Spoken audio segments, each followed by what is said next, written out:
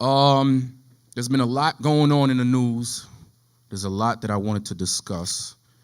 What we are going to do is discuss real briefly, as an opening, what's going on with our brother Ice Cube.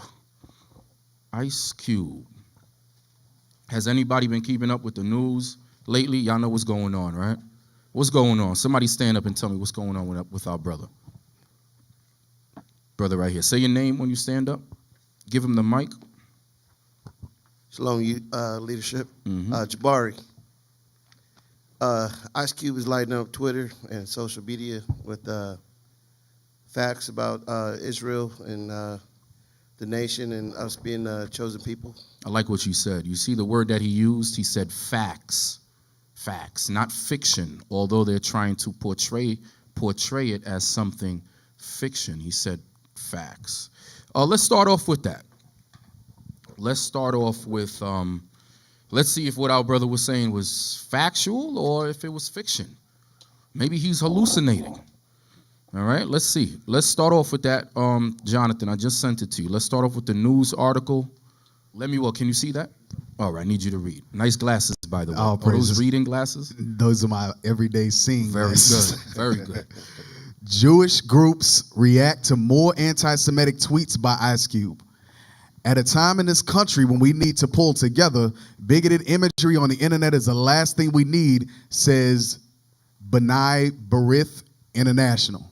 So B'nai B'rith is a Amalekite organization. Go ahead.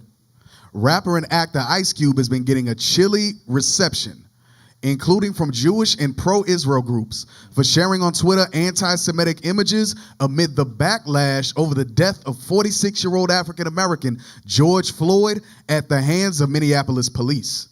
On June 6th, as part of expressing support for the Black Lives Matter movement, Ice Cube, whose real name is O'Shea Jackson, posted to his 5.3 million Twitter followers the caricature of a group of white-skinned older men, some with large hooked noses, sitting around a Monopoly-like game board with a fully bearded man counting dollar bills.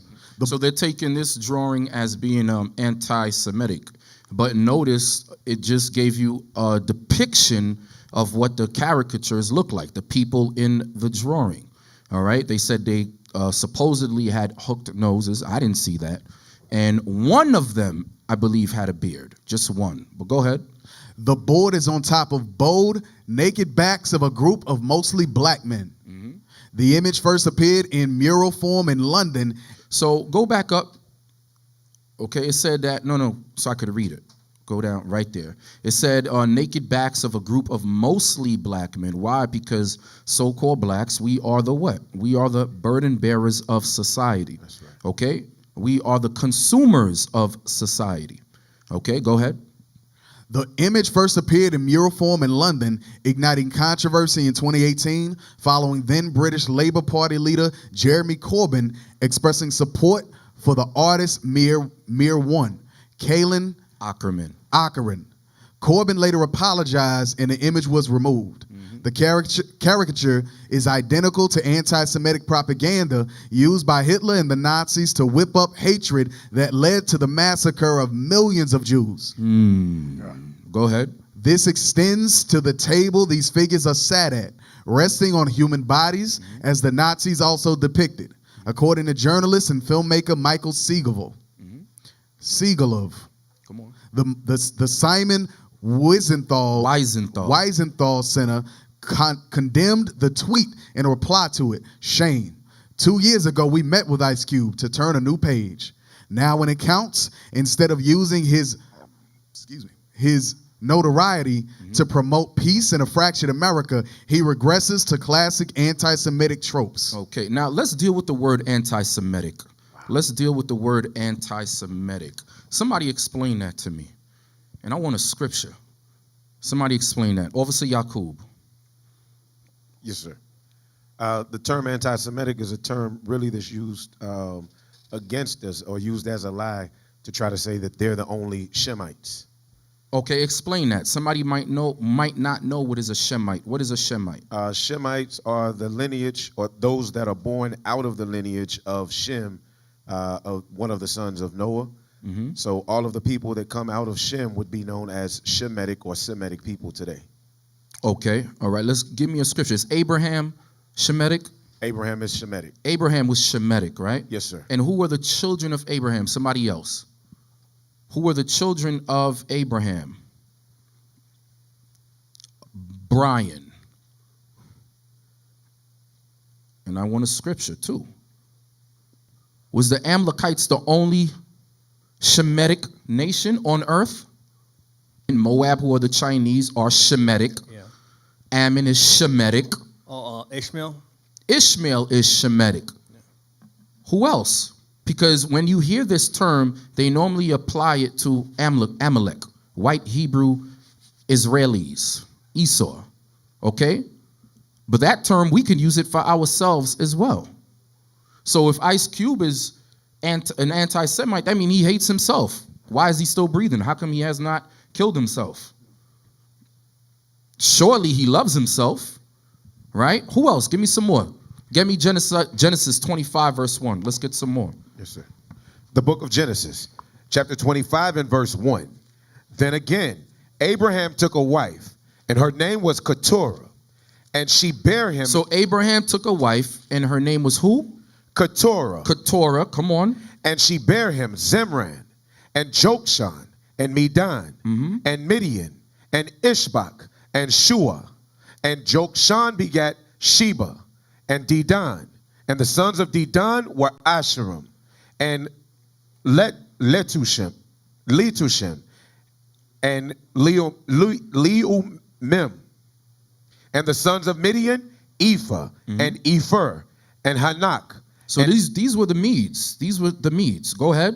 And Abida, and Elde, and Eldeah. All these were the children of Keturah. So how many children were named? Count it. Count it out loud, Yaqub. Yes, sir. Zimran, so 1. Jokshan, 2. Medan, 3. Midian, 4. Ishbak, 5. And Shua, 6.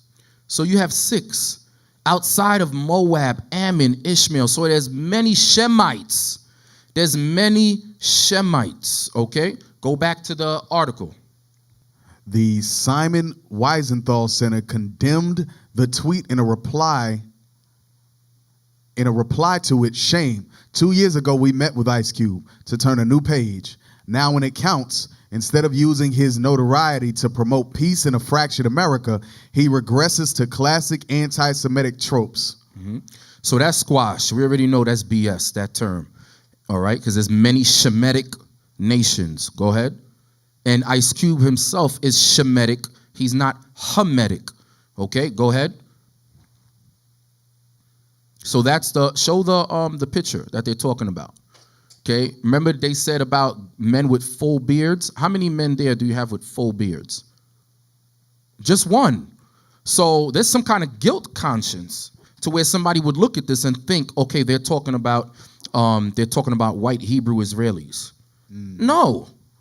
Just because the guy all the way on the left has a full beard, you know how many people have full beards? You have people from, what's the name of that place? Iceland and Netherlands, and who think that they're Vikings that still rock their full beards. Now the beard is back in style. So how could you look at that unless there's some guilt conscience, unless there's some truth that you don't want to be exposed to say, oh, this is anti-Semitic. Okay, go ahead. Read that. On June 10th, Ice Cube tweeted a photo that appeared to suggest that the black cube of Saturn, which conspiracy theorists claim to be a magical symbol, is within the Star of David. That same day, the rapper posted on Twitter an image of hieroglyphics portraying dark-skinned ancient Israelites in slavery in Egypt. A caption above the picture reads, "Hebrew Israelites, slaves in ancient Egypt." So how is this anti-Shemitic? These are actual drawings in the pyramids, on the walls in Egypt. Some of them have been whitewashed, but not all of them. How is this anti-Shemitic? Look at that. Look at this right here. This is not a comic book. This is real stuff that Ice Cube was posting. But the white Hebrew Israelis are mad as hell. Go down. Go ahead. In a tweet on Wednesday, Ice Cube stood by his post. This is Cube. My account has not been hacked. I speak for no organization. I only speak for the meek people of the earth. I only speak for the meek people of the earth. I like that. I like that. Go ahead. We will not expect crumbles from your table. We have to power of Almighty God backing us all over the earth. All praises. Go ahead. No more talking. Repent, he tweeted. Wow. No more talking. Repent. All praises. And guess what? You're going to get a lot of people of status that's going to repent. Remember Nicodemus? Remember Cornelius? Joseph of Arimathea? Okay, but they don't need to be on the forefront of the battle. They could let us do it because they do have a lot to lose. They could support us on the back end and keep the commandments. Go ahead. Jewish leaders must publicly condemn these anti-Semites by name. You hear that? Jewish leaders must publicly condemn these All he did was post a picture, post a drawing. And we're going to find out if what he was saying was factual or was it fiction. Because they're saying, this dude he's hallucinating, he's hateful, and everything is untrue. Meanwhile, those same images that he had are in Egypt today and in many books of archaeology. Go ahead. At a time in this country when we need to pull together, bigoted imagery on the internet is the last thing we need. B'nai B'rith International told Jewish News Syndicate, promoting hateful stereotypes is not the answer to the national crisis we are in. The tweets exemplify Ice Cube's anti-Semitic history.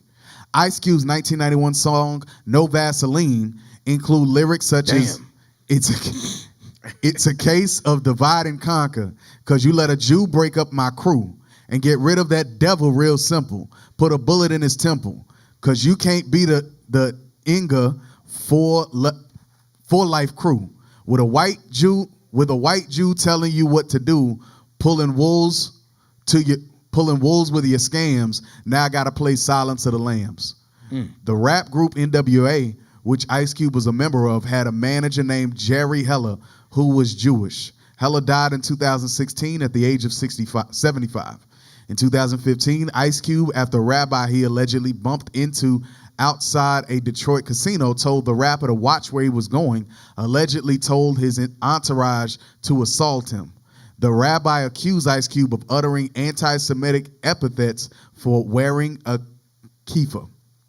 On May 11th, Ice Cube posted a picture of him and Louis Farrakhan and wished the Nation of Islam leader a happy birthday. Farrakhan has an extensive history of making anti-Jewish remarks such as, I'm anti-termite, and that Hitler was a very great man. Zionist Organization of America President Mort Klein told JNS that he was concerned, as all people should be, with Ice Cube's ugly Jew hatred combined with a pro-BDS Black Lives Matter group calling Israel a genocidal apartheid state. He said that Jewish leaders and rabbis who have been silent must immediately and publicly condemn these anti-Semites by name. Well, before they do that, why don't they invite us to a public debate? Why don't they do that? Notice they're the only ones that's quiet, because I know they see Israel on the rise, true Israel. But nobody have yet reached out to IUIC to say, you know what? I'm a rabbi of such and such, and what you're saying is lies. We want to debate the bishop and the deacons. Come. They won't do it. They will not do it. They will never do that. And that's an open challenge to Amalek. They will never do that. Why? Because they will expose themselves. Okay, get me the picture that I sent you, Jonathan, with Ptolemy as Pharaoh. Because there's another picture going around with Napoleon that he posted, with Napoleon blowing the lips off the Sphinx. And they're saying that was due to Arab conquest. And there's many books that say the same thing. So I said, okay, that's cool. You could hold that. You could hold that, Esau. But how do you explain Ptolemy? Because they have a history of whitewashing. Right there, that one. You'll see the Pharaoh. You'll see it. Just read it so you could click on the right one. That's it right there. There is a history of whitewashing and destroying the original black artifacts. Okay? Now, was Pharaoh our people? No, that was Ham. Okay, that was Mizraim or Mizraim. Okay, those were not my people. But the point is that Esau has a history of destroying our images and putting himself up as the persons. Okay, you had, prime example is Jesus Christ. Another example is the white Hebrew Israeli Amalekites in the land of Israel today, posing as us. Okay? Let's get some more. You could click on any one to the left, a good one. There we go. Whichever one you decide.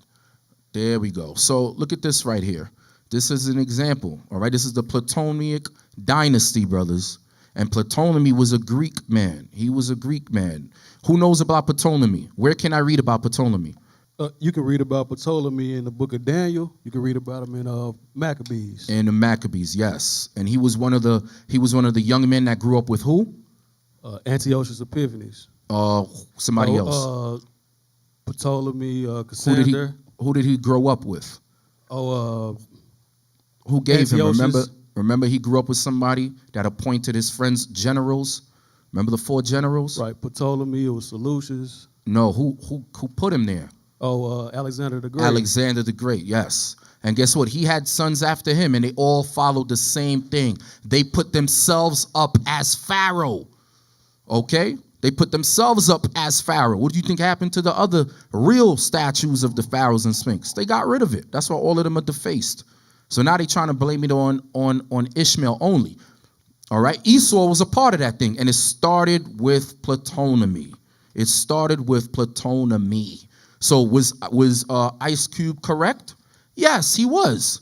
He was. He just got his time periods a little mixed up. But yes, he was absolutely correct.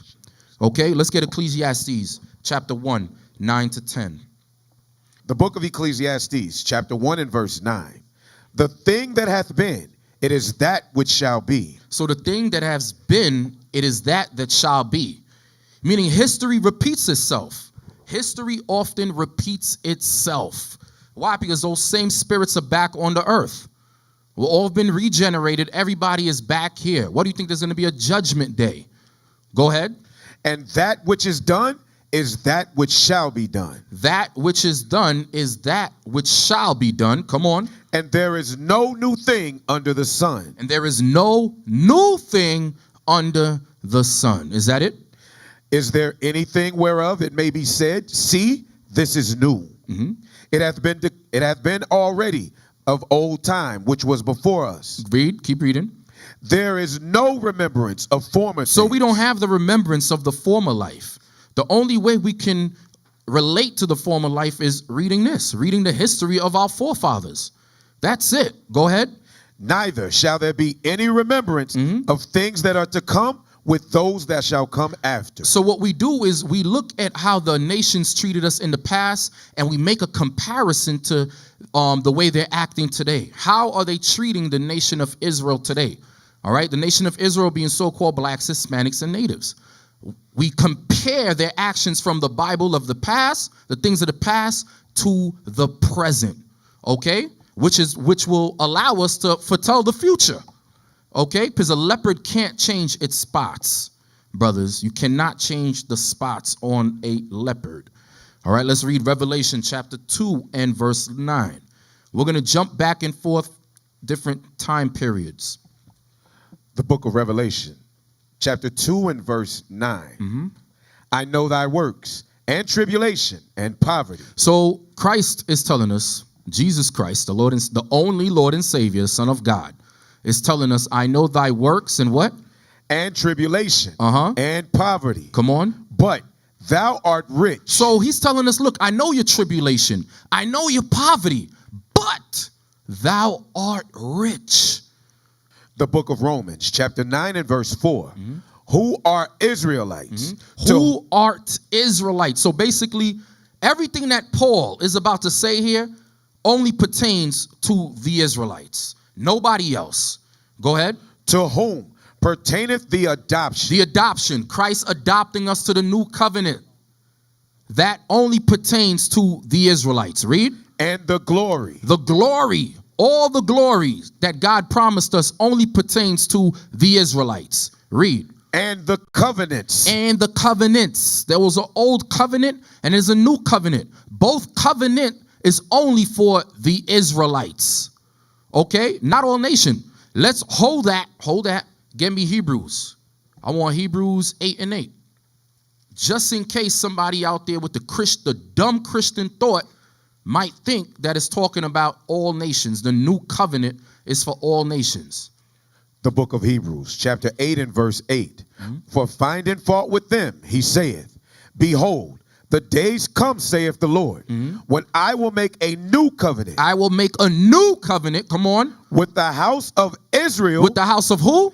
Israel. With the house of Israel, come on. And with the house of Judah. And with the house of Judah, all 12 tribes back together. That one stick coming right back together.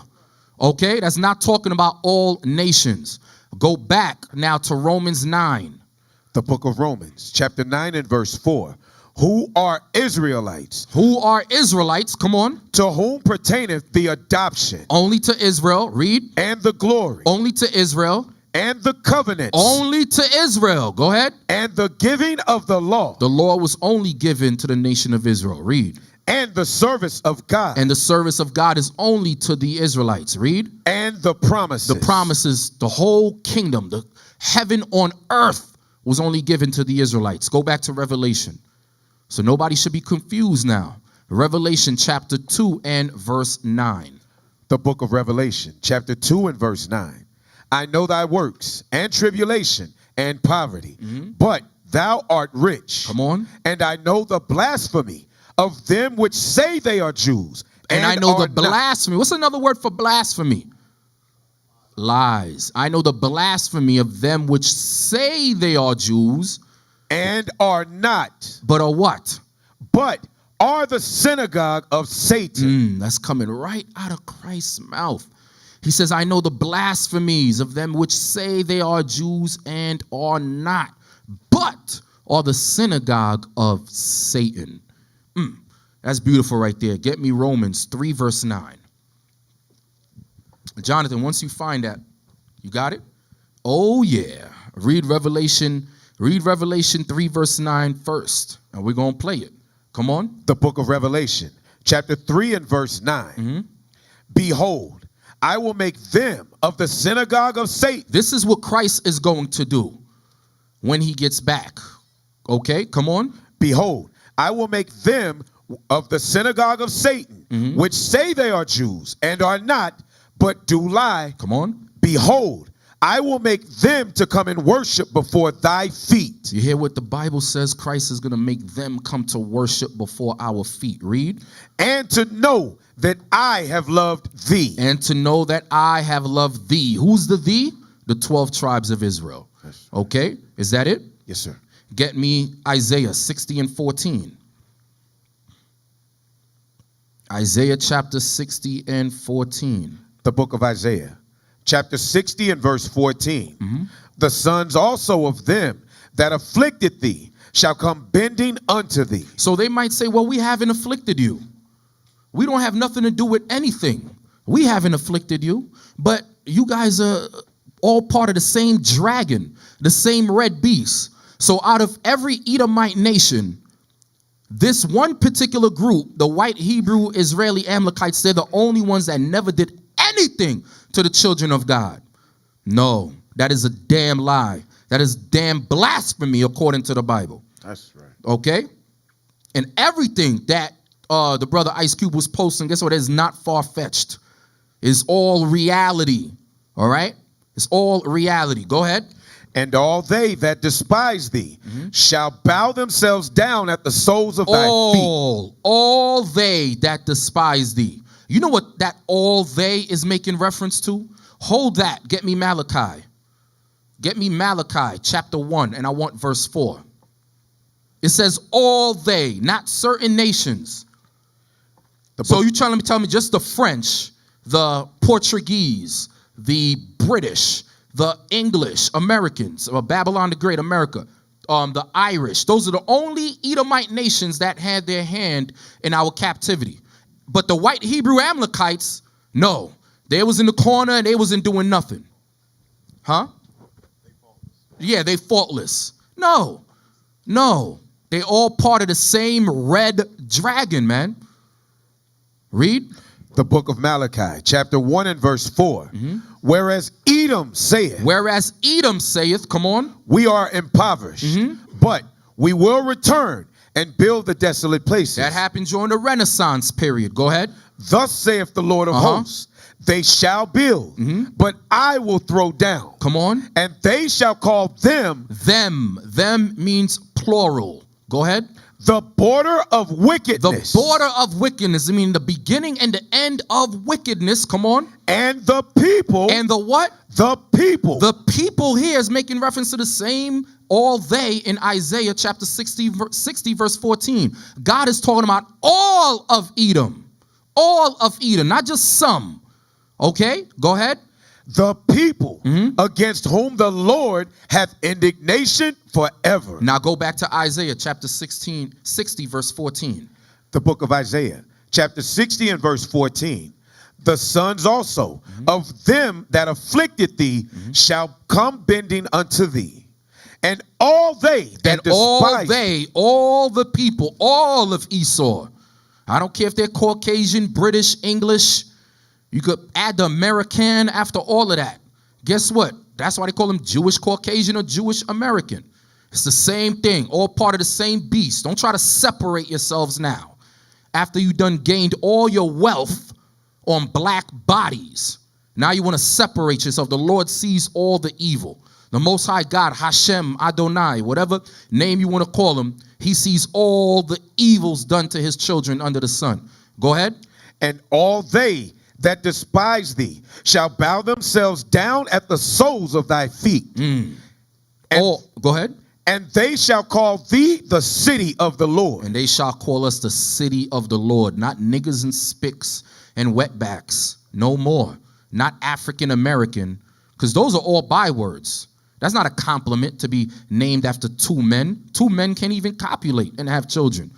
You have Leo Scipios Africanus, then you have Amerigo Vespucci calling you outside of your name when God named you Israel, Prince of the Power of God.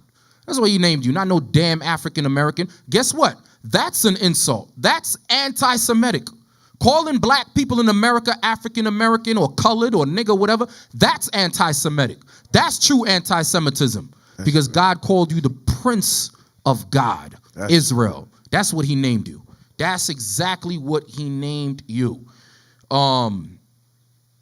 Get me Proverbs. Proverbs chapter 6. I want Proverbs chapter 6 and verse, you're going to read 16 to 19. The book of Proverbs, chapter 6 and verse 16. These 6 things doth the Lord hate. Come on. Yea, 7 are an abomination so unto these him. 7 things are an abomination. Come on. Unto him. Come on. A proud look.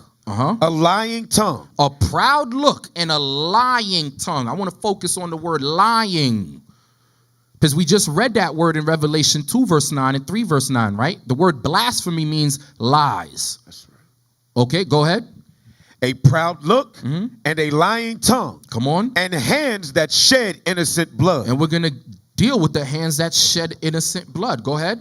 And heart that deviseth wicked imagination. Feet that be swift and run into mischief. The wicked imagination is setting yourselves up over there in the land as the people of God and calling the so-called blacks in this land African Americans. Calling them niggas and not addressing them by their proper title. That is a wicked device. Different religions to keep us separated and destroyed as a people. That is a wicked a device. Y'all understand what I'm saying? Yes, go ahead. Come on. A false witness that speaketh lies. A false witness that speaketh lies. Notice God keeps reiterating the word lies. Lies. God hates that thing. He said these are lies. Go ahead. And he that soweth discord among brethren. And he that sows discord amongst brethren. Amongst brethren. Get me Proverbs 19 and 9.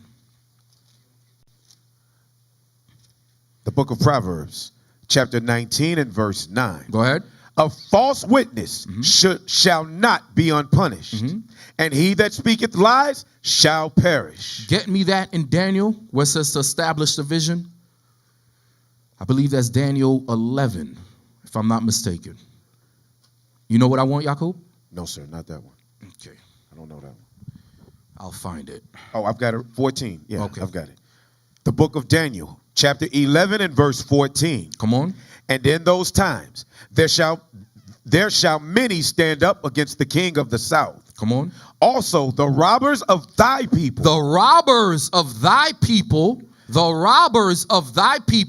come on, shall exalt themselves. shall exalt themselves by calling themselves what? Israelites, Jews, when they are not. Come on. To establish the vision. Establish the vision, 1945. White Hebrew Amalekites tried to establish the vision. All right, and also what they did recently with moving the U.S. Embassy, I believe, to Jerusalem instead of Tel Aviv, calling themselves Jews. They're trying to establish the vision. And guess who bared false witness to that? What nation bared false witness to that? You stand up, just say it loud. Say your name too. Brother David. Brother America. David. America. And Britain. Don't forget the Balfour Declaration. That's right. And Britain. Okay? They wanted to establish the vision, but what did God say? But they shall fall. But they shall fall. Now go back to what you just read in Proverbs. Proverbs chapter 19 and verse 9. A false witness. It was America. That was Britain. They both had a hand in it, not just Amalek. America and Britain got together and said, surely we shall put them in the land. Okay, and they had the help of Rothschild. That's what the Balfour Declaration was about. Okay, and oftentimes when we speak about that, them establishing the vision, we like to start with the Balfour Declaration. It was way before that. It was way before the Balfour Declaration. You had many so-called Zionists, Theodore Herzl, and many people like him since the late 1800s that was pushing that propaganda out there. It was always in the works to put Amalek in the land. So when you so-called blacks wake up and come up out of slavery and start learning how to read the Bible, now you're saying, oh, the people that I'm reading about, it's them. No, it's not them. They colonized the land the same way they colonized South Africa, the same way they colonized America. Esau has the same agenda wherever he goes. It's the same thing. Even the caves is not theirs. Y'all know who the caves was for, right? Who? What nation? When you read Job, it's talking about the Kaiser, Esau. No. The original caveman, the original people in the caves that they took over, they pushed them out, was the Horites. Horites. Was the Horites, Mount Seir. You read about it, Mount Seir, and they became the cave dwellers because that was their original. That was supposed to be their original habitat. Right. That's why they felt comfortable in the caves, eating lice off their hair and everything. Okay, they pushed the Horites out, and they themselves dwelt in there. Somebody get me the Bible dictionary and look up Horites. Because remember, Esau was rich. Esau had what they called dukes. Remember that. They had dukes. They were dukes. All right, look up Horites for me, Yakub. Yes, read, where were you at? I'm still at Proverbs 19 and verse 9. Read Proverbs 19 and 9. Have somebody else look it up. Yes, sir. Come on. The book of Proverbs, chapter 19 and verse 9. A false witness shall not be unpunished. So that's America and Britain and everybody who knows the truth. But still, because their hatred for the children of God, they still established Amalek in the land. Go ahead. And he that speaketh lies shall perish. You hear that? And he who speaketh lies shall perish. Anybody got Horites for me? You got Horites, David? Horites. Come on. All right, thanks. What does it say next to it? Horite, a people found in Mount Seir as early as the time of Abraham, and conquered by Chedorlaomer and his allies, the early inhabitants before Edomites dispossessed them and intermarried with them. Yes. Now, does it say cave dweller? Does it say anything about cave dweller? Okay, so when y'all do the research on your own, it's supposed to say, it will say Horites, cave dweller. But right there, they told you that Esau came and pushed them out. And Horai Has cave dweller right next to Cave it. dweller. Yes, sir. Cave dweller. Okay, those were the originals. Yes. Okay, but Esau found it fit that he belonged in the caves. So he pushed them out and he put himself in the caves. Okay, now let's get Genesis 36, 8 to 9. Come on. Yes, sir. The book of Genesis, chapter 36 and verse 8. Come on. Thus dwelt Esau in Mount Seir. So thus dwelt Esau in Mount Seir, and they pushed the Horites out. Go ahead. Esau is Edom. Esau is Edom. The nation of Edom is Esau. Who comes out of Esau? Amalek. Amalek. Amalek. Go ahead. And these are the generations of Esau, the father of the Edomites in Mount Seir. Go ahead. Read. These are the names of Esau's sons. Eliphaz, the son of Adah, the wife of Esau. If you want to know who some of these people are today, there's a class that I did called The Arabians Are Esau, Negro Please. Watch that class. All right. Go ahead. Come on. Reuel, the son of Basemith, the wife of Esau. Come on. And the sons of Eliphaz were Teman, Omar, Zepho, and Gadam, and Kenaz. And Timnah was concubine to Eliphaz, Esau's son. Go ahead. And she bare Eliphaz Amalek. And she bare two Eliphaz Amalek. Go ahead. And she bare two Eliphaz Amalek. These were the sons of Adah, Esau's wife. So Amalek is a part of Esau. Amalek is a part of Esau. Okay. Jump down to verse 15, please. Verse 15. These were the dukes of the sons of Esau. The dukes means rich. They weren't poor. They were rich. Go ahead. The son of Eliphaz, Duke Teman. Come on. Duke Omar, Duke Zepho, Duke Kenaz, Duke Korah, Duke Gadam, and Duke Amalek. And Duke Amalek. And Duke Amalek. Get me, did you read 6? Did I make you read 6 to 7? Jump back to 6 to 7. Yes, sir. Verse 6. And Esau took his wives and his sons and his daughters and all the persons of his house. Go ahead. And his cattle and all his beasts and all his substance which he had got in the land of Canaan. Come on. And went into the country from the face of his brother Jacob. So they went into the country in the face of his brother Jacob. So it said substance of the land. I wanted to focus on that to show you that Esau, the dukes of Esau, the children of Esau were not poor. They had money. They had wealth. They had cattle. They had substance. Okay. Jump down to, get me Genesis 27. We all know about Genesis 25. We all know about Genesis 25, about the blessing with Esau and Jacob. We all understand that history, correct? To the new brothers, y'all understand that. Okay.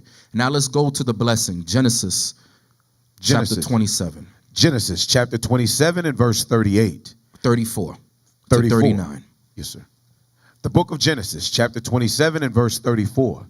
And when Esau heard the words of his father, he cried with a great and exceeding bitter cry, and said unto his father, bless me, even me also, O my father. So Esau came crying to his dad.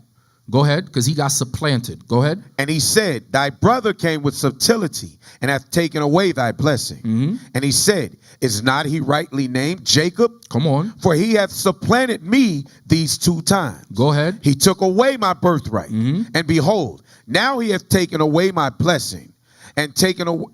And he said, hast thou not reserved a blessing for me? Go ahead. And Isaac answered and said unto Esau, behold, I have made him thy Lord, and all his brethren have I given to him for servants. And with corn and wine have I sustained him. And what shall I do now unto thee, my son? Go ahead. And Esau said unto his father, hast thou but one blessing, my father? Bless me, even me also, my father. Go ahead. And Esau lifted up his voice and wept. And Esau lifted up his voice and wept. Go ahead. And his father answered and said, Isaac, his father. I'm sorry. And Isaac his father answered and said unto him, behold, thy dwelling shall be the fatness of the earth. So you're going to dwell in the best places on earth. Guess what? Israel is one of the best places on earth. However, that land has a spiritual connection to it. It needs the proper people there in order for it to flourish. That's why a lot of the things there are imported. Okay? But it says Esau's descendants would possess the best places on earth, the fatness of the earth. But how? Go ahead. And of the dew of heaven from above. Meaning they're going to be everywhere as the dew of heaven. Come on. And by the sword shalt thou live. How they going to live? By the sword shalt thou live. How are they going to get the best places on earth? By the sword. Go ahead. And shalt serve thy brother. It says, and by the sword shalt thou live. It's the same thing when they tried to establish the vision. Was not by the sword. Till this very day, you have so-called Palestinians. We see what's happening to them in the land. Even before that, before before they put up the wall and all of that, you had African quarters there. We seen it. They tore that down. Okay, they had an African quarters there, and they had the Arab Palestinian quarters. Okay, all of that was by the sword. There's no peace over there in the land. Well, I'm telling you, wherever Esau go, it's the same thing. I don't care what kind of title they try to call themselves, how holy they try to make themselves look. No, all of that is malarkey. All of it. Go ahead. And by the sword shalt thou live. Come on. And shalt serve thy brother. And it shall come to pass, when thou shalt have the dominion, that thou shalt break his yoke from off thy neck. And that happened in the book of 2 Kings chapter 8. Okay, let's move on. Get me Exodus. Get me Exodus. The book of Exodus, chapter 17 and verse 8. Then came Amalek and fought with Israel. So this is when we were going into the land. God told us to go into the land of Canaan and possess it. And the nations were supposed to be our servants. All the resources inside of the land of Canaan were supposed to be ours. Okay, go ahead. Then came Amalek and fought with Israel in Rephidim. And Moses said unto Joshua, choose us out men and go out, fight with Amalek. Tomorrow I will stand on the top of the hill with the rod of God in my hand. So Amalek was trying to fight the children of Israel from going into the land. They were trying to fight them. And they teamed up with the Canaanites to do it. Go ahead. So Joshua did as Moses had said to him and fought with Amalek. And Moses, Aaron, and Hur went up to the top of the hill. Go ahead. And it came to pass, when Moses held up his hand, that Israel prevailed. And when he let down his hand, Amalek prevailed. And it's the same thing. It's the same thing that God says about the commandments. Keep my commandments and live. All right? When we keep God's commandments, the Most High is going to fight for us. The minute we stop keeping the commandments, he is not going to fight for us. He's going to let these other nations walk all over us. And that's something that they can't understand in the Christian church. That's something that the Black Lives Matter movement is struggling with. That's why they letting LGBTQ up inside of that. And they walking hand in hand with their oppressors talking about we shall overcome. If you want to overcome, keep the commandments. Because that right there with Moses, that's symbolic to us keeping the commandments. Read it again. And it came to pass, when Moses held up his hand, that Israel prevailed. Come on. And when he let down his hand, Amalek prevailed. Come on. But Moses' hands were heavy, and they took a stone. That's why there's another scripture that says to lift up thy banner. Get me that. Come on. The book of Isaiah, chapter 13 and verse 2. Lift ye up a banner upon the high mountain. How do you lift up a banner? You pick it up with your arms. The same thing Moses did. You pick up the Bible. You hold it up. You exalt it by keeping the commandments. Not just talking about it, but by keeping the commandments. It says, lift ye up the banner upon the high mountain. What is the high mountain? Huh? America is the high mountain. Okay, read it again. Lift ye up a banner upon the high mountain. Go ahead. Exalt the voice unto them. Exalt the voice unto them. And that's what we're going to continue to do. We don't give a damn what anybody says. Who they try to blackball. And we know they're going to try to demonize us, but it is what it is. Christ said, if the world hates you, know that it hate me first. Did not they hate Christ? Yes, sir. It's the same thing. We're going to go through the same thing. Go ahead. Shake the hand. Shake the hand. Come on. that they may go into the gates of the nobles. That they may go into the gates of the nobles. But the point that I wanted was where it says, lift ye up a banner upon the high mountain, meaning this Bible. Go back to our forefather Moses, please. Exodus chapter 17, read verse 11 again. Read. The book of Exodus, chapter 17 and verse 11. And it came to pass when Moses held up his hand that Israel prevailed. Go ahead. And when he let down his hand, Amalek prevailed. Go ahead. But Moses' hands were heavy, and they took a stone and put it under him, and he sat thereon. And Aaron and Hur stayed up his hands, the one on the one side and the other on the other side. And his hands were steady until the going down of the sun. And Joshua discomfited Amalek and his people with the edge of the sword. And the Lord said unto Moses, write this for a memorial in a book. Write this for a memorial in a book. Where are you? What verse are you? You're in verse 14, right? Go ahead. And the Lord said unto Moses, write this for a memorial in a book, and rehearse it in the ears of Joshua. For I will utterly put out the remembrance of Amalek from under heaven. He says, I will utterly put out the remembrance of Amalek from under heaven. That has not happened yet. That's why they're still able to run their mouth against the true children of God. So when is this going to take place? Get me Obadiah. You know what I want. When is this going to take place? He said, I'm going to wipe out the remembrance of Amalek from under the whole heaven. When is this going to take place? Read. The book of Obadiah, chapter 1 and verse 18. Come on. And the house of Jacob shall be a fire. The house of Jacob, that's Judah, Benjamin, and Levi, back together, putting their differences aside in the kingdom together. Go ahead. And the house of Joseph a flame. That's Ephraim on down. The house of Joseph coming right back to us. No more divisions. Go ahead. And the house of Esau. And the house, meaning all of them, all people, the same people he has indignation forever. It says the house of Esau, Amalek is included in that. Remember, Amalek was a duke of Esau. Go ahead. And the house of Esau for stubble. And the house of Esau for a stubble. Okay, go ahead. And they shall kindle in them. And they shall kindle in them. Read. And devour them. And devour them. Is that it? No, sir. Go ahead. And there shall not be any remaining of the house. No children, no woman, no nothing, no dogs, no cattle, nothing. Nothing. We are going to execute the original plan that was given to King Saul. And that's not just going to be a city. It's going to be all of them. You know how God said, go out, kill the animal, kill the dog, kill the cattle, kill everything. Everything dead, right? That's right. During that time, we ain't going to hold back like King Saul did. Read that again. And there shall not be any remaining of the house of Esau. For the Lord hath spoken. For the Lord, not us, not Israel united in Christ, not anybody else who might follow us online. The Lord, the Bible has spoken. This is found in the Tanakh. This is found in the Hebrew Bible. This is found in the Tanakh. The book of Obadiah is the Tanakh. Okay, now let's go back to the Torah. Drop that. Go right back to the Torah, what you was reading. Exodus chapter 17. Read verse 14 again.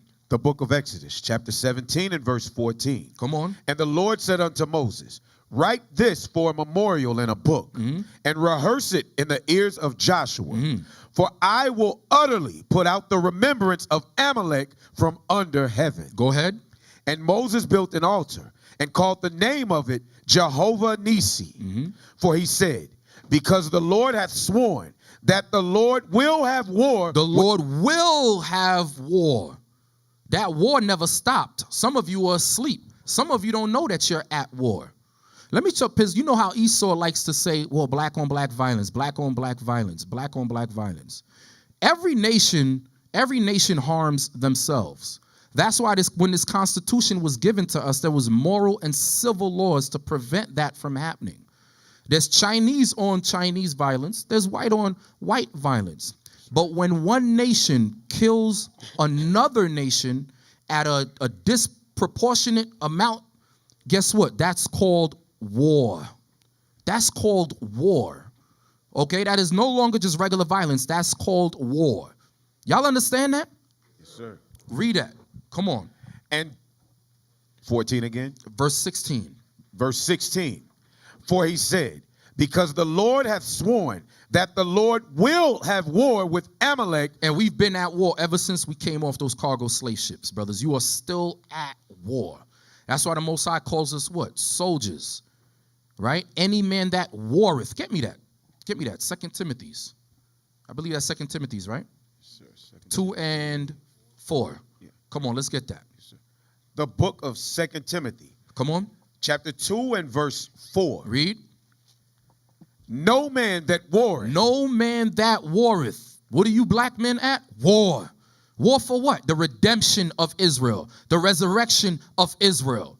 Souls. We are at war for souls. The souls of our people. Read. Entangleth himself with the affairs of this life. And one of the affairs of this life is rioting. We don't do that. Marching alongside your oppressor.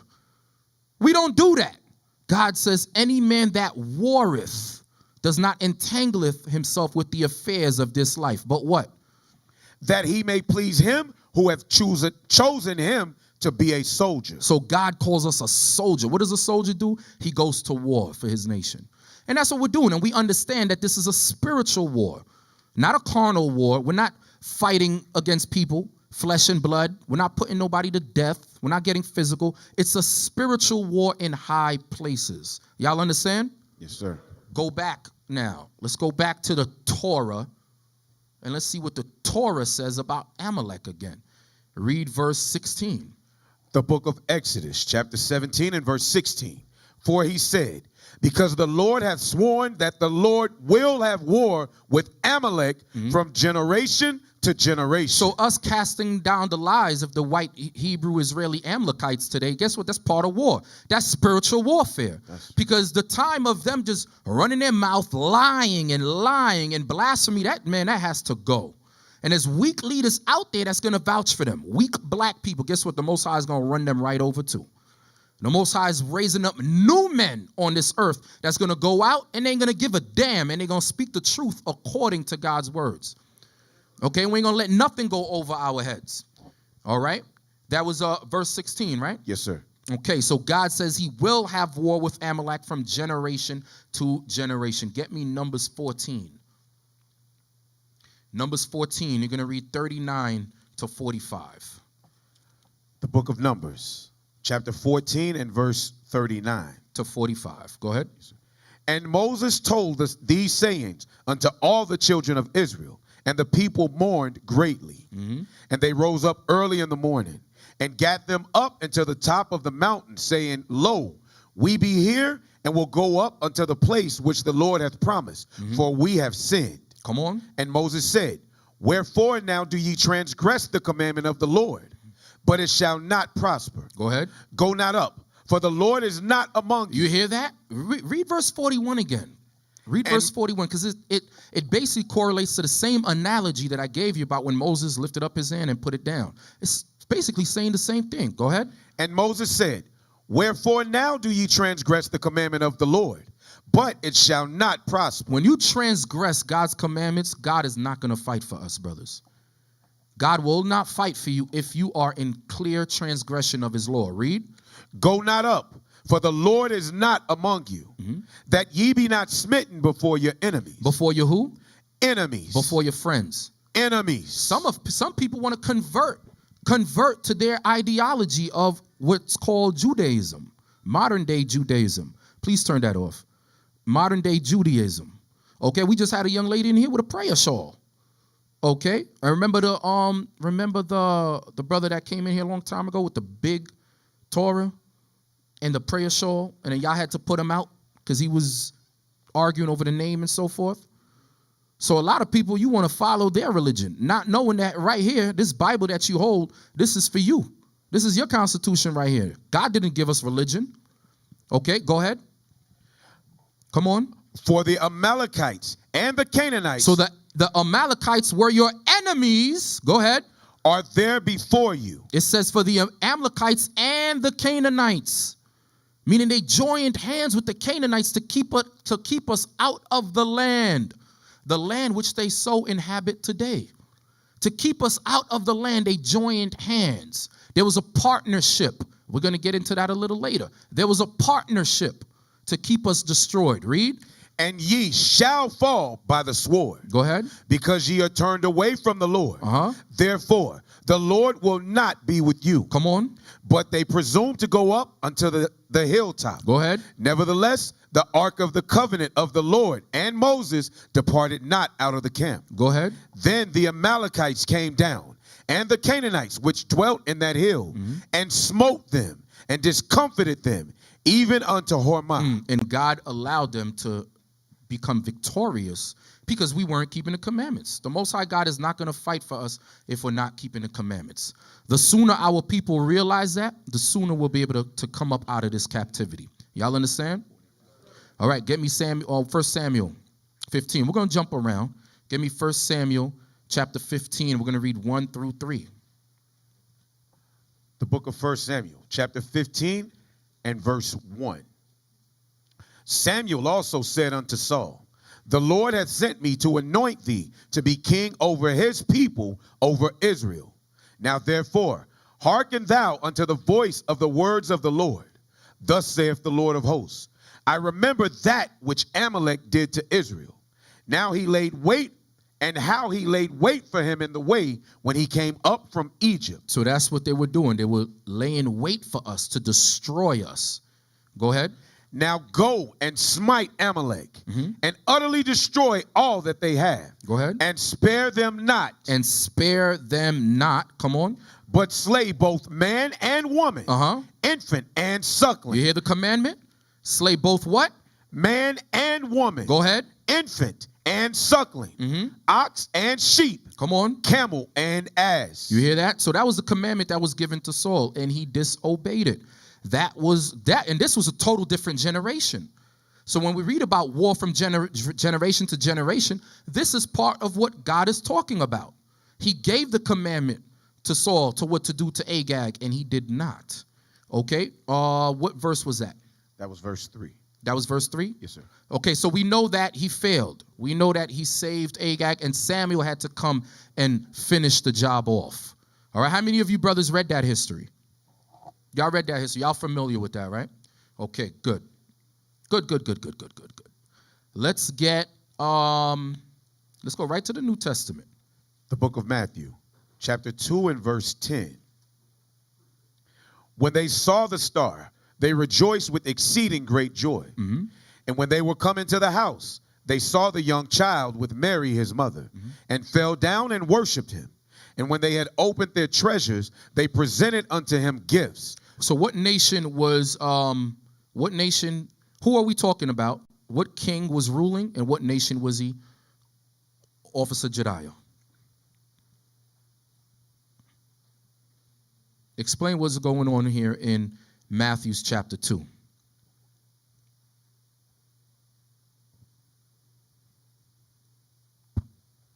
So the king was ruling was Herod, and, well, Herod is an Edomite. He was an Edomite, an Idumean. Right. He was an Idumean what? What was he raised in? Or what was his religion, I should say? Well, he was raised in the manner of the Jews. Good. He was raised in the manner of the Jews, the Israelites, okay? So he was a convert. He was a convert. When you get a chance, read up the history of John Hyrcanus, the way he converted an Edomite city into the way of the Israelites, so what you would call Judaism, but not modern-day Judaism. Y'all understand that? Yes, sir. So Herod was raised in the custom of the Jews. Herod was an Idumean ruler of ancient Palestine from 47 BC to AD 79. Because Herod was just a title. There were many different Herods. Okay, from 47 BC to AD 79. Okay, the line started with Antipater. You can read about that in Josephus and different works. Line started with Antipater, whom Julius Caesar made procreator of Judea in 47 BC, meaning a ruler of Judea. Okay, read what you was holding, Yaqub, Matthew chapter 2. Yes, verse 11 again. Go ahead. And when they were come into the house, they saw the young child with Mary his mother, and fell down and worshipped him. And when they had opened their treasures, they presented unto him gifts, gold and frankincense and myrrh. And being warned of God in a dream that they should not return to Herod, Go ahead. they departed into their own country another way. And when they were departed, behold, the angel of the Lord appeared to Joseph in a dream, saying, Arise, and take the young child and his mother, and flee into Egypt. And Flee deeper south into Africa, because we all know Israel is a part of Africa. Go ahead. And be thou there. Be thou there. Until I bring thee word. Until I bring thee word. Why? For Herod will seek the young child to destroy him. So this Amalekite man, this Idumean man, was seeking to destroy the young child, Jesus the Christ, the black Messiah. Now, that is the first Holocaust, because I know we always say the transatlantic slave trade. We tend to neglect the sub-Saharan slave trade, which was a Holocaust. We had many Holocausts. That was a tragedy, because he went out throughout the land of Judea, and what happened? He was slaughtering the children 2 years and under, killing all the male children. Why? Because he knew about the prophecy of Jesus Christ, the King of Kings, Lord of Lords. Now, is that documented? Absolutely. Minimize this. Get me holy innocence, please. Get me holy innocence. You have our, choose some nice words. You have our ignorant and willfully ignorant people that still follow Christianity, especially the demonic religion of Roman Catholic. No, you got to Google it. You got to go to Google and look and type it up. They follow that unknowing that they don't even realize that there's a holiday. There is a day that they follow in Christianity that commemorates our death. Many of you never knew that. Many of you never knew that. Let's read it. So it's Monday, December 28th. Get me, you can't get anything on Wikipedia. There we go, Massacre of the Innocents. Massacre of the Innocents, also known as Holy Innocents. So who is the innocents? The Israelites. The same way you have brothers on the street getting shot down for no reason, getting beat up by the cops, right? Killed by the cops, a knee on the neck, and so forth. Okay? And the same way, guess what? They're going to persecute the Israelites, the people bringing out this word. Why? Because they hate God's words. Anything that has to do with the resurrection of the Israelites, they hate. And that's all Edomite nations, not just America. It's talking about Amalek as well. Everybody, or every single last one of them. Okay? Read that. Let me well. Massacre of the Innocents. In the New Testament, the massacre of the innocents is the incident in the nativity narrative of the Gospel of Matthew, chapter 2, verse 16 through 18, in which Herod the Great, king of Judea, orders the execution of all male children 2 years old and under in the vicinity of Bethlehem. So they had a holiday for this thing that probably unbeknownst to y'all, unbeknownst to many of you, especially if you was raised in Catholicism, some of y'all was probably doing this thing and probably never even knew what the hell you were doing or what your mom was doing or what the priest was talking about.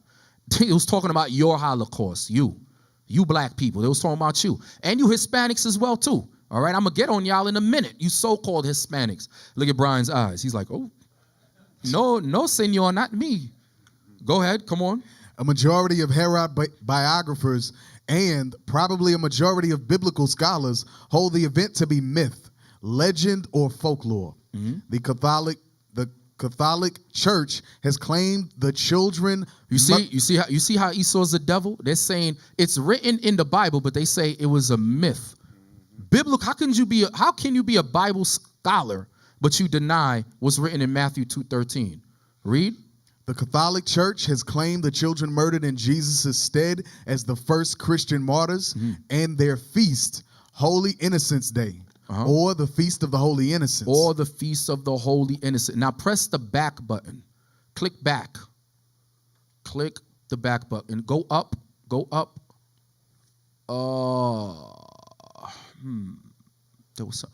What do we celebrate? Click on what do we celebrate? You got to click on the arrow. Read that. What do we celebrate on December 28th? Feast of the Holy Innocents, also called Childermas or Innocents Day.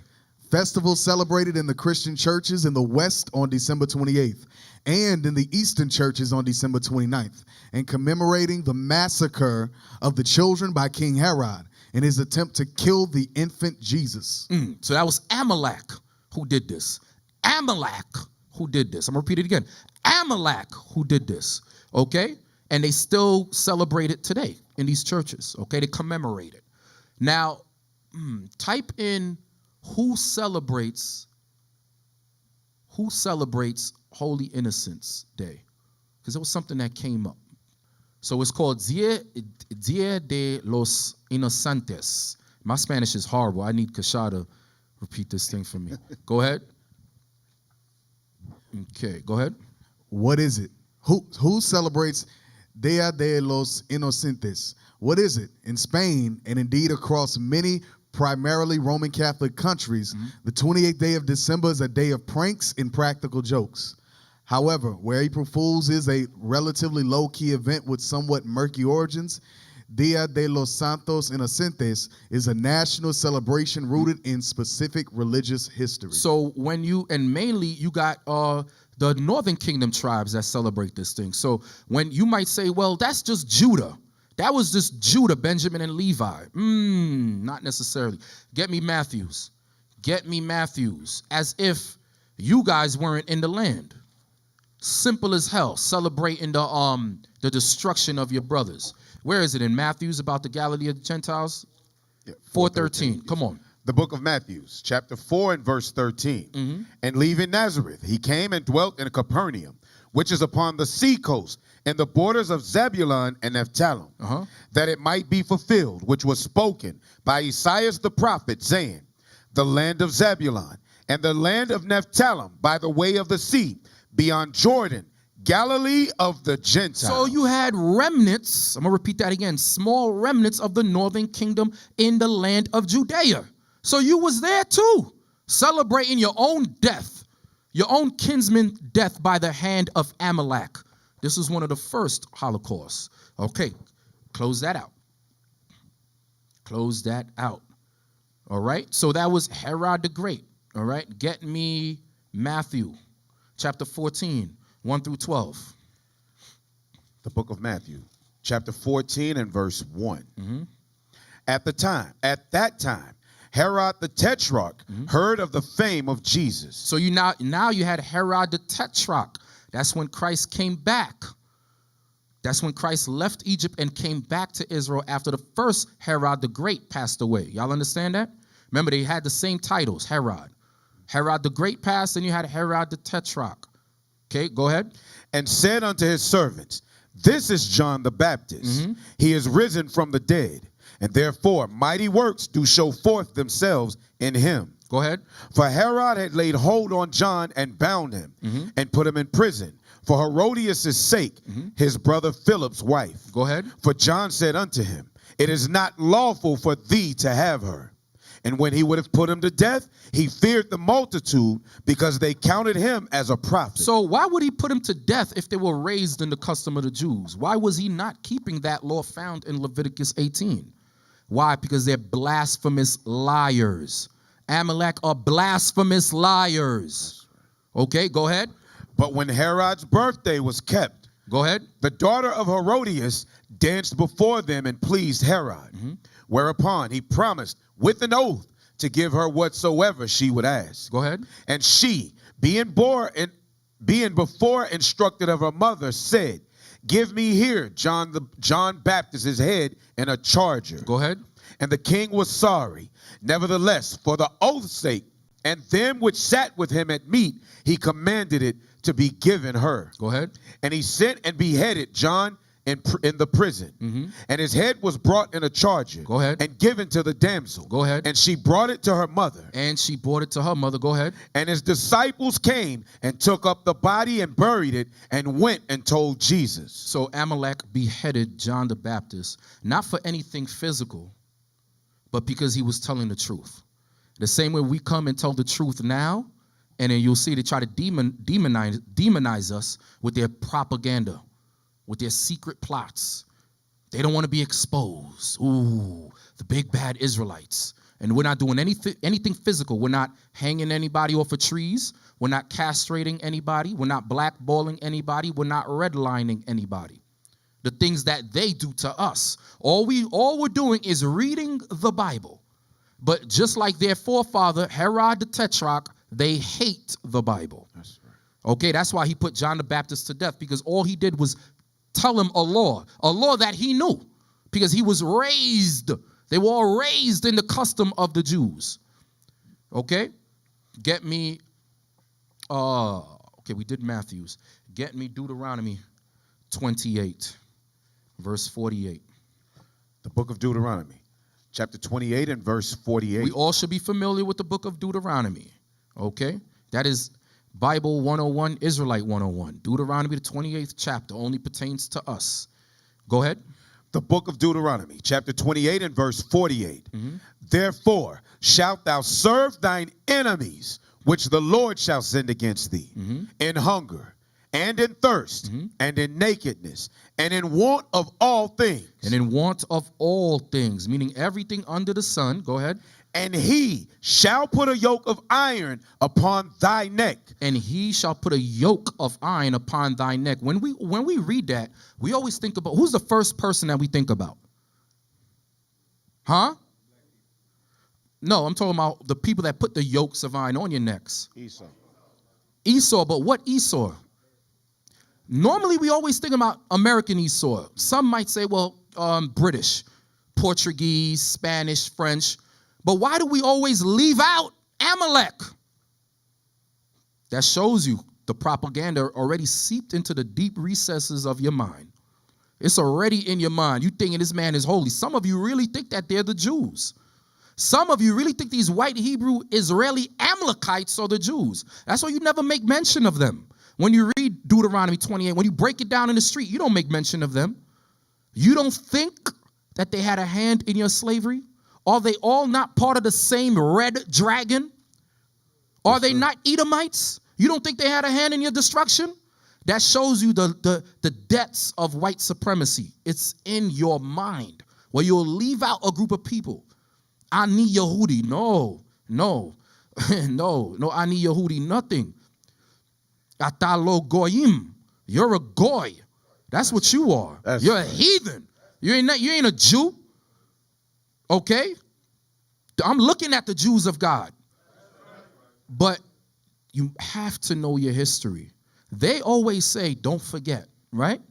How come you forget? Why are you the only nation on earth that they want you to forget? Why is that? You ever thought about that? Why are you the only nation on earth they want you to forget? The Chinese never forgets. They remember the Boxers' Rebellion, or whatever the hell that was. What was that? China or Japan? One of them, right? America always brings up 9/11. Every 9/11, they remember 9/11. The white Hebrew Israeli Amalekites always talk about the Holocaust. Ooh. But the minute you talk about slavery, transatlantic, sub-Saharan, anything, even the history we bring out of us being Israelites, oh, forget that. That's the past. Maybe because when you start talking about it and start making supplication, you're going to start bethinking yourself. You're going to remember who you are. And once you do that, maybe you're going to start keeping the commandments. And then once that happens, it will, let me rephrase that. It will bring in the second coming of Jesus Christ. They don't want that to happen. That's right. They don't want that to happen. They don't want that to happen. Okay? So Deuteronomy 28, verse 48 again, please. The book of Deuteronomy, chapter 28 and verse 48. Therefore shalt thou serve thine enemies, which the Lord shall send against thee, in hunger, and in thirst, and in nakedness, and in want of all things. In the want of all things. Go ahead. And he shall put a yoke of iron upon thy neck, until he have destroyed thee. Until he have destroyed thee. Until he have destroyed D. Now, before we show these pictures, I want to show this video, please. Everything that I'm about to show you is from Amalekite, white Hebrew, Israeli Amalekite archaeologists, authors, and historians. They're not by any black people at all. So you know how the Bible says, I'm going to let their tongue fall upon themselves? That's exactly what God is doing. So if anybody has a problem with what I'm about to bring out, then they should really consult their own, because it's their own who revealed it.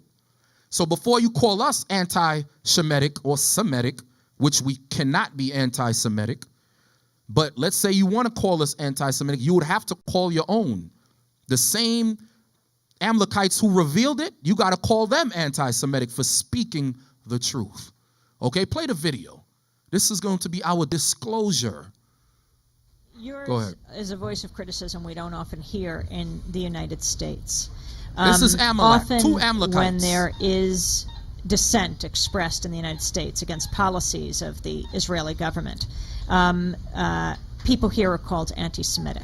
What is your response to that as an Israeli Jew? Well, it's a trick. We always use it. Stop. Some of y'all seen this already. She said it's a trick. We. She didn't say they. We, including herself. It's a trick. We always use it. Use what? The word anti-Semitism. So we're discussing this, but if Amalek has a problem, they should contact her. I think she passed away. I'm not sure. They should contact her relatives. They should call their own. So that means there's turmoil within themselves. For one group of people to use it, but another is saying, no, it's a trick. We always use that. Play it. Response to that as an Israeli Jew? Well, it's a trick. We always use it. When from Europe somebody is criticizing Israel, then we bring up the Holocaust. When in this country people are criticizing Israel, then there are anti-Semitic. And the organization is strong and has a lot of money, and the ties between Israel and the American Jewish establishment are very strong, and they are strong in this country, as you know. All right, you could close that out. You can close that out. Now, get me Maimonides, Wikipedia. Maimonides, not the medical center. I want the man. I want the man that came up with the origin. Do you ever heard of the curse of Ham? This was the man that started it. Maimonides. Jonathan, I sent it to you. Right there. Right there. There we go. Okay. Go ahead. Maimonides. Moses ben Mammon, commonly known as Maimonides, and also referred to by the acronym Rambam, was a medieval Sephardic Jewish philosopher who became one of the most prolific and influential Torah scholars of the Middle Ages. Go down so he could read it. Go ahead. In his time, he was also a preeminent astronomer and physician. Born in Cordoba, Almoravid Empire, present-day Spain, on Passover Eve, 1138, he worked as a rabbi, physician, and philosopher in Morocco and Egypt. Stop right there. So when you read his book, The Guide for the Perplexed, it says how black people are a curse of Ham.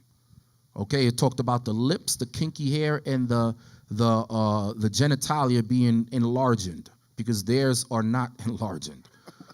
Okay, so this is the man that started that put it out there. And what happened is the other Edomite Gentiles, the other Edomite Gentile nations, they took that, they hearkened on that, they made it an ideology, and they also made it as a reason to what? Prolong and further our slavery and mistreatment in captivity. Y'all understand? It was Amalek who started it. Amalek. All right, now get me the hospital. Close that out. Because I know there's a campaign going around with Confederate statues being torn down. Y'all seen that? There's Confederate statues coming down everywhere.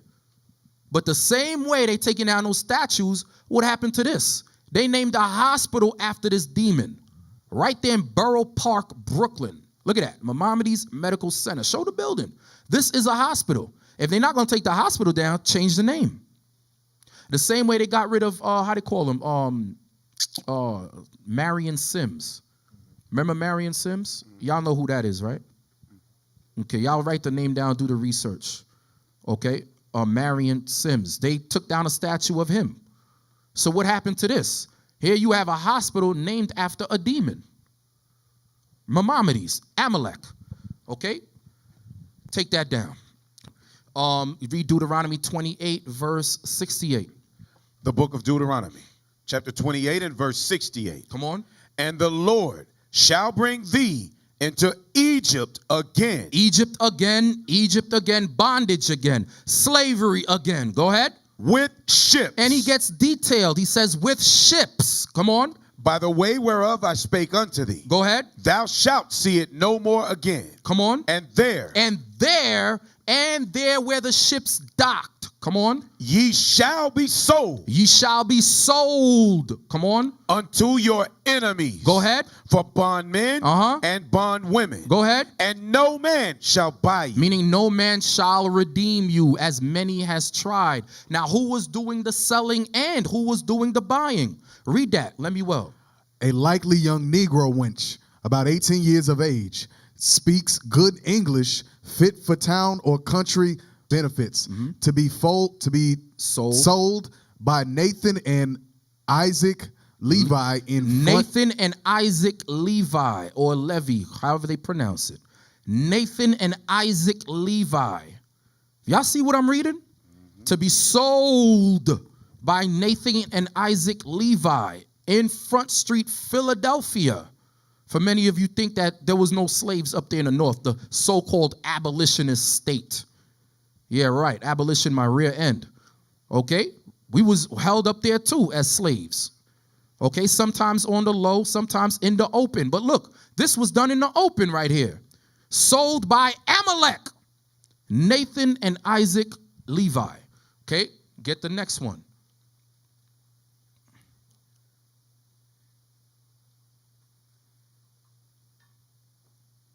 Come on. Go ahead. For sale, a likely young Negro girl, about 18 years old. About 8 years old. I'm sorry. About 8 years old, has 20 years to serve. Inquire of Isaac Franks. Inquire of Isaac Franks. It sounded like some great economics was being built back then. So Amalek likes to throw the rock and then hide behind a pillar. That's what they like to do. Throw the rock and hide behind a pillar. Team up with the other nations to oppress us. The same way Amalek teamed up with Canaan. It's the same thing. Okay? Get me the next one. Read. 40. And these are books that I possess. And I have all the bibliographies. These are all facts. It's not a fairy tale. Go ahead. 40 shillings reward. Ran away from the subscriber last night. An indentured Negro girl named Belle, about 16 years of age, about 5 feet high. Formerly was the property of Mr. Daniel Dupay of this city. Her mother is the property of Mr. William Cooks. Conts. C-O-N-T-S. Okay, Conts. And now lives in his family. Come on. Whoever will bring said Negro Belle to the subscriber or lodge her in any jail so that he may be had again shall receive the above reward with reasonable charges. Isaac Franks once again. Okay? All you don't got to read that part. Okay. Okay, next one. Is there more? Oh, look. Who else? Go ahead. Valuable Negroes by A. Tobias. Oh, Tobias. Tobit in the Bible with Tobias. Always taking the names. We got heathen. Some of us walking around with heathen names. They walking around with our names. Go ahead. On Wednesday at 11 o'clock will be sold north of the Custom House. Come on. John, a likely young Negro fellow, about 24 years of age, a good house servant and accustomed to horses. Read. Tom, a prime fellow, about 34 years old. Come on. Boat hand and fireman. Go ahead. The above Negroes have worked in the field occasionally are warranted sound. Go ahead. Conditions and approved endorsed note at 4 months. Is there more on the auctions? Okay. All right. Read Deuteronomy 28 and 68 again. Now you're getting the clear vision. We must include all nations on this. All Edomites. Don't leave them out. Who here? British Caucasians, French Caucasians, Spat. What happened to Amalek? That white supremacy already crept up in your mind. Cesar Borgia already crept up in your mind. You're separating them from the other Edomites. Why? Why? They had a hand in our slavery. We got to bring this thing out. And it's not hatred. It's not anti-Semitic. It's truth. Go ahead. The book of Deuteronomy, chapter 28 and verse 68. And the Lord shall bring thee into Egypt again with ships, by the way whereof I spake unto thee. Thou shalt see it no more again. And there ye shall be sold unto your enemies for bondmen and bondwomen, and no man shall buy you. Okay, get me where it says, hopefully this is in order. Get me Amalek slave legacy. It's another word used, but I want to keep using the word because I know how the algorithm work. They'll try to block stuff. Go back, you had it. Let's read that.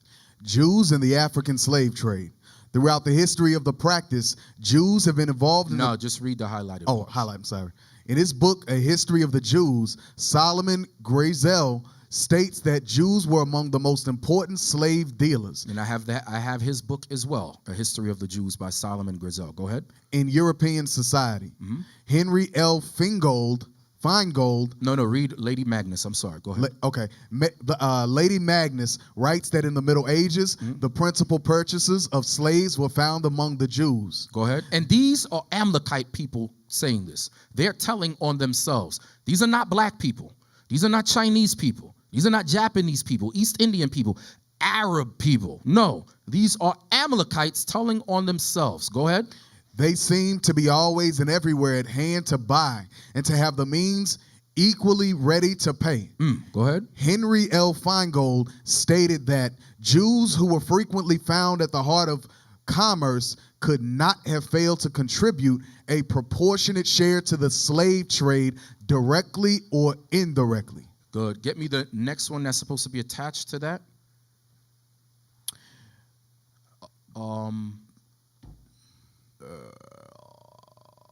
Yeah, get me that. I'll read that. Go ahead. The Jews' participation in the slave trade, particularly their trafficking in non-Jewish slaves. Trafficking. We read that word. We read that all the time. Trafficking in non-Jewish slaves. Go ahead. Incited the moral indignation of Europe's Gentile population. What does it mean by incited? Incited the moral indignation of Europe's Gentile population. Funded it. They assisted. They started it and they participated. They were screaming, hooray, hooray. Let's read that. Psalms 137. No new thing under the sun. 137. Come on. The book of Psalms. Chapter 137 and verse 7. Remember, O Lord, the children of Edom in the day of Jerusalem, who said, race it. Destroy it. Go ahead. Even to the foundation thereof. Same thing Amalek did with the Canaanites. It's the same thing Esau did, the same thing with Babylon, the other tribes of Esau. Okay, they said destroy it. It's the same thing we're reading here. Read that highlighted part again. The Jews' participation in the slave trade, particularly their trafficking in non-Jewish slaves, incited the moral indignation of Europe's Gentile population. So guess what? That persuaded the other Edomite nations to go ahead and do the same thing. Because surely if these are the people of God and they're participating in slavery, surely I can do the same. It's the same thing we read in the Bible. That's how we know this Bible is no joke. This Bible is a real book. All right, close that out. Give me the next one. The Jews. Can you see it? Yes, sir. Okay. I mean, you can blow it up. Don't be scared. The Jews in slavery in colonial South America and the Caribbean. The Jewish Caribbean presence began in earnest with Columbus. Read what's in italics. Blow it up, please. You want me to read that part? Just the italics. I can't see Okay. it. It says, with the spread of sugar, cotton, and coca and other plantations, the slave ships began to plow those waters. Nor can it be said that Jewish traders were absent from the hideous traffic. Go ahead. The Jewish Caribbean presence began in earnest with Columbus' initial foray into the region. With these early Jewish colonists, the economic motivation for the exploitation of millions of black Africans was introduced to the Western Hemisphere. The strategy seemed simple enough. Wealth would be amassed through a plantation economy driven by sugarcane. The two companion enterprises of trading sugar and slaves were common occupations of Jews in the Middle Ages. Go ahead. The early European explorers had ascertained that the climate, both temperately and financially, made the Caribbean a logical enterprise zone. And in this transfer of the sugar industry into the Eastern Caribbean, the history of the industry became entwined with the Western migration of the Jews. Go ahead. They were primarily the financiers and merchants, and in a few cases, they were also the plantation masters. So it says they were primarily the financiers and merchants. And in a few cases, they were also the plantation masters.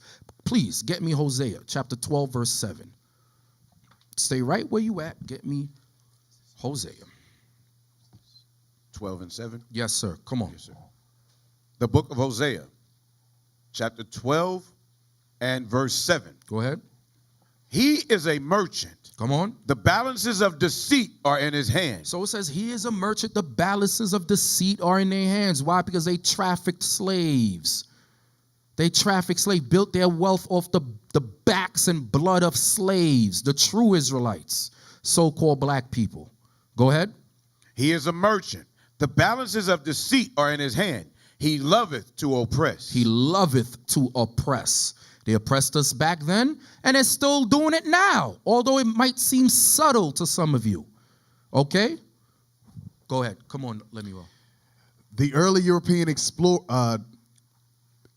They were primarily the financiers and merchants, and in a few cases, they were also the plantation masters. Go ahead. Jews from Portugal, Holland, England, and all over Europe advantaged themselves through the domination of the commerce of these island regions, particularly in sugar. Get the next page. I believe that was, go ahead. Jewish slave legacy. Go ahead. The legacy of this Jewish dominance over colonial Brazil is manifested centuries later in the language and folklore of its citizenry. There are even bush Negroes, says Jacob Beller, with Jewish names who use Hebrew words in their language. Why? Because they had Jewish plantation masters, slave owners. Go ahead. No doubt descendants of the slaves who worked on the Jewish-owned sugar plantations, Beller observed the lingering remnant of Jewish oppression. Go ahead. The time-honored anti-Semitic stereotypes were used, accusing Jews of being communists, capitalists, profiteers, bloodsuckers, etc. I was told that even the Creoles, the great-grandchildren of the slaves, now accuse the Jews of having enslaved and robbed their ancestors who were the true owners of the land. And it's all documented. It's all documented. They have it all documented. That's why they're able to accuse them of such actions. Go ahead. The residual effect of the Jewish presence in Brazil has been codified in the language. The Diccionario de la Española. Academia Española, for example, includes the following. Judeo. Judeada, Hebreo, Sinagogo. Go ahead. And Kohen. Okay, all of that is in their Portuguese language, all right? If you could speak Spanish, you could understand Portuguese. Just ask Officer Kasha, he'll tell you. Okay, get me the next one. Nope. We don't, if we already went through that, so y'all could X those out so you don't get confused. Suriname. And we have a congregation in Suriname. So I'm pretty sure they would love this information. And they can also verify it when they go to their libraries and congresses out there. There's records on this. Go ahead. The Jews arrived in Suriname with their many slaves between 1639 and 1654. Joseph Nunes de Fonseca, also known as David Nasi, led the last influx, Come on. established a synagogue, and built a whole colony based on slave labor. Read. He crafted a little Jewish homeland on a large island in the Suriname River that became known as the Savannah of the Jews. Because it's a resemblance of South Charleston, Carolina, and Savannah, Georgia, where there was a lot of Amalek. Go ahead. Soon they owned vast sugar, coffee, cotton, and lumber plantations and used many thousands of African slaves. Go ahead. For the Indians were not able to adapt to compulsory labor So those Indians is making reference to Northern Kingdom, not Elam. Northern Kingdom. Go ahead. and died away rapidly. Come on. By May of 1667, an inventory of an area of the country known as Thorarica showed the Jewish holdings to be considerable. Okay. Next. Wait. Go back to something that you missed. Go back to that. Read that right there in parentheses. Thorarica consisted of 9 plantations for raising sugar cane with 233 slaves. Imagine the wealth you can build on 233 free laborers. So that image that Ice Cube showed that everybody is talking about, going crazy about, with the monopoly table on the backs of black people, that is factual. We have the proof. Even their own people said it. Even the Amalek themselves are revealing themselves. Okay? So to hell with that anti-Shemitic garbage. That is lies. All right? Read. 55 sugar kettles, Uh-huh. 106 head of cattle, and 28 men. Next page. Read. Plus an additional 6 plantations with 181 slaves, 39 sugar kettles, and 66 animals. All these plantations were owned by 18 Portuguese Jews. Keep reading. Africans were brought in large concentrations and warehoused by Jews as the slave trade became a major feature of Jewish economic life. Come on. The fear of the slave masses was a phrase that frequently appeared in the official documents. At no time did the number of whites exceed 7% of the number of slaves. By the end of the 18th century, in the plantation region outside the city, there was 1 white for every 65 blacks. And they couldn't do nothing. Why? Because God put the Most High God put the fear in us. Why? Because it was time for us to serve our captivity. Go ahead. Despite the repeated instructions from the authorities that there should be at least 1 overseer for every 25 slaves, the Jews at times made up half of the white population. So Amalek at that time made up half of the population. Go ahead. Many special privileges were granted to the Jewish colonists, especially when the English were in control. Go ahead. When the Dutch took over in 1667 and promised the Jews free exercise of their religion, Jews went so far as to demand that their slaves be permitted to work on Sunday, the Christian Sabbath. So you had Edomite white Christians here in this land that was given the former slaves, the Israelites, off on Sunday, but Amalek, he was like, no, hell no. I ain't getting off on Sunday. You can carry your butt right back in those fields and work.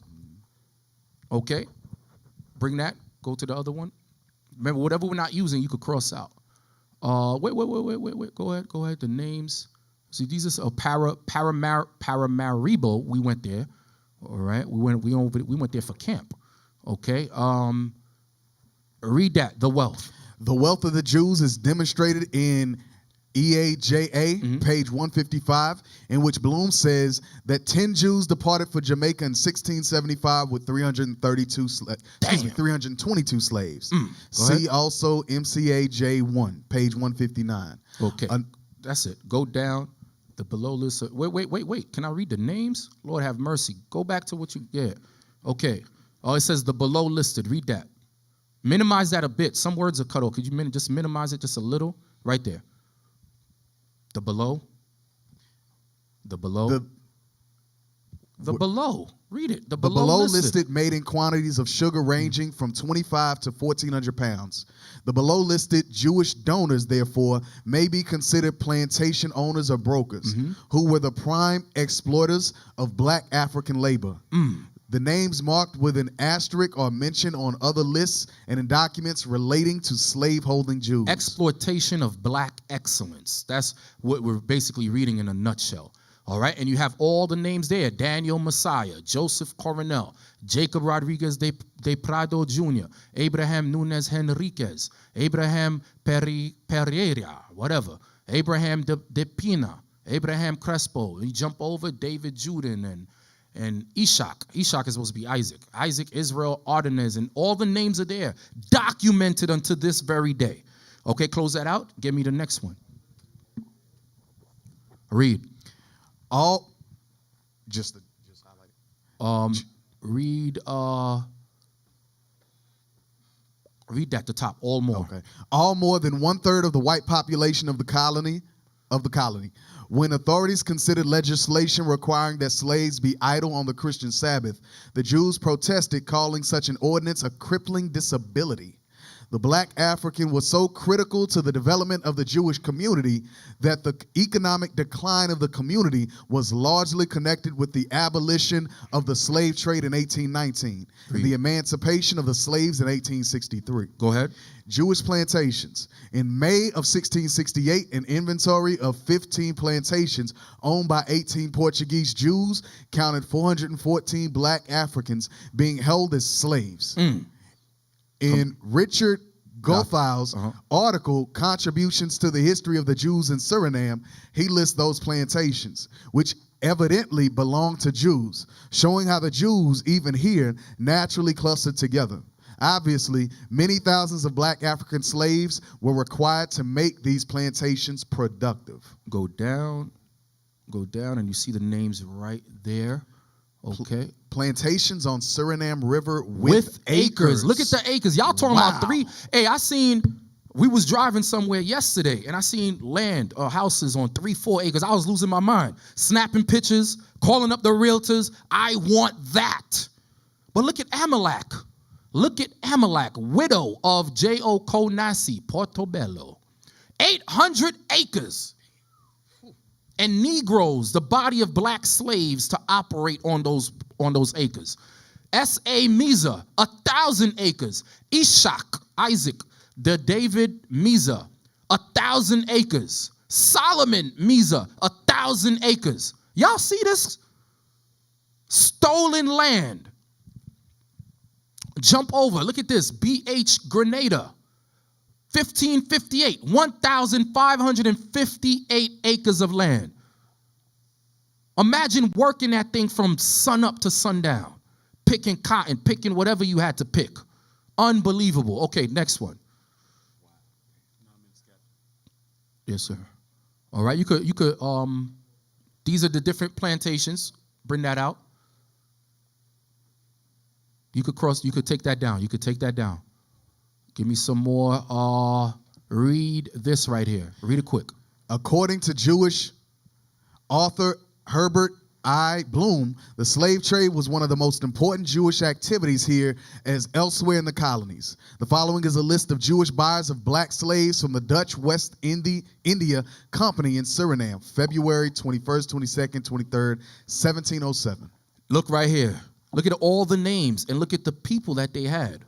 All right, the males that they had, they owned 6 males, 3 females. These are the amount of slaves that some of them had. Okay, and the names are right there.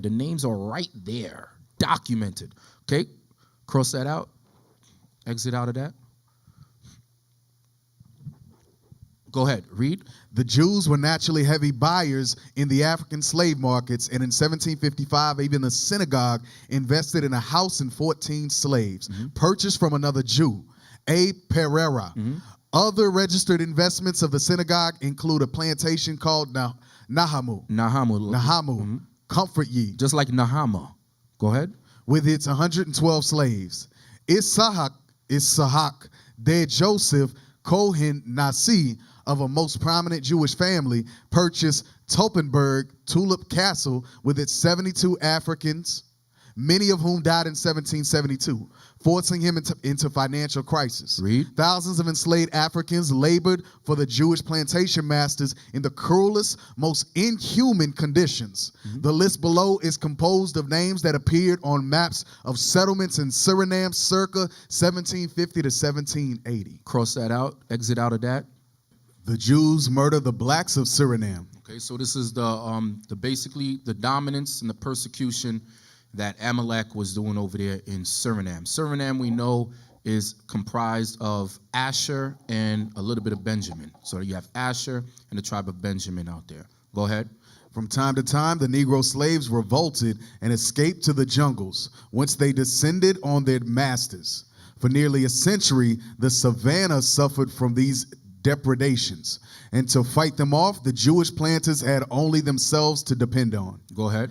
Between 1690 and 1772, the black man of Suriname rebelled against the Jewish slave makers.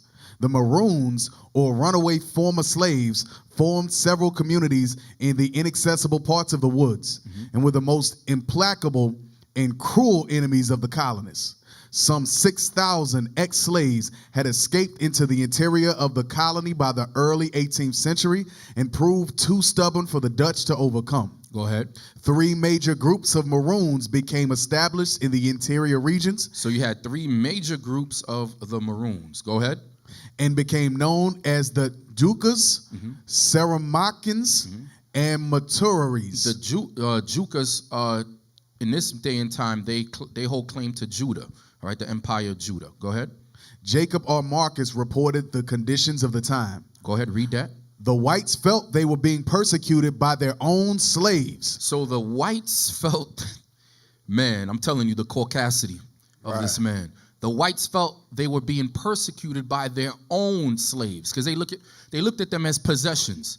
How the hell is our own possession rebelling against us? That's the mind state that these people had. Go ahead. The result was a vicious circle of white insecurity, inducing negrophobic repression and inhuman cruelty. Go ahead. To which the blacks reacted by murdering their white oppressors and escaping into the jungle. Go ahead. It was common for fugitive slaves to join the bush Negroes who had been taking refuge in the wilderness ever since the days of the English occupation during the 1650s. So ever since the 1650s, you had Negroes in the wilderness hiding. Go ahead. From their jungle villages and fortresses, the embittered blacks sallied forth to wage a relentless war against their former masters. Come on. Plantation life thus had its full complement of perils, and the Jewish planters, led by their own militia captains, not only Go on to the next page. defended themselves against Negro raids, but also made frequent retaliatory incursions into the jungle. Come on. Captain David C. Nassy engaged in more than 30 expeditions as a frontier ranger against the well-organized and desperate Negroes. The Indians, whose language Nassy spoke, were employed as scouts. Wow. So they used Asher. They used Asher to find us. Come on. During the course of a Maroon incursion in 1690, a wealthy Jewish plantation. Let me take over. A wealthy Jewish plantation owner named M. Mikado was put to death by the freedom fighters. And as the threat of full-scale insurrection grew, the Jews organized a militia to attack the black settlements and recapture the marauding band of Negroes. The Jews participated in the suppression of the revolts, and from 1690 to 1722, they took the lead.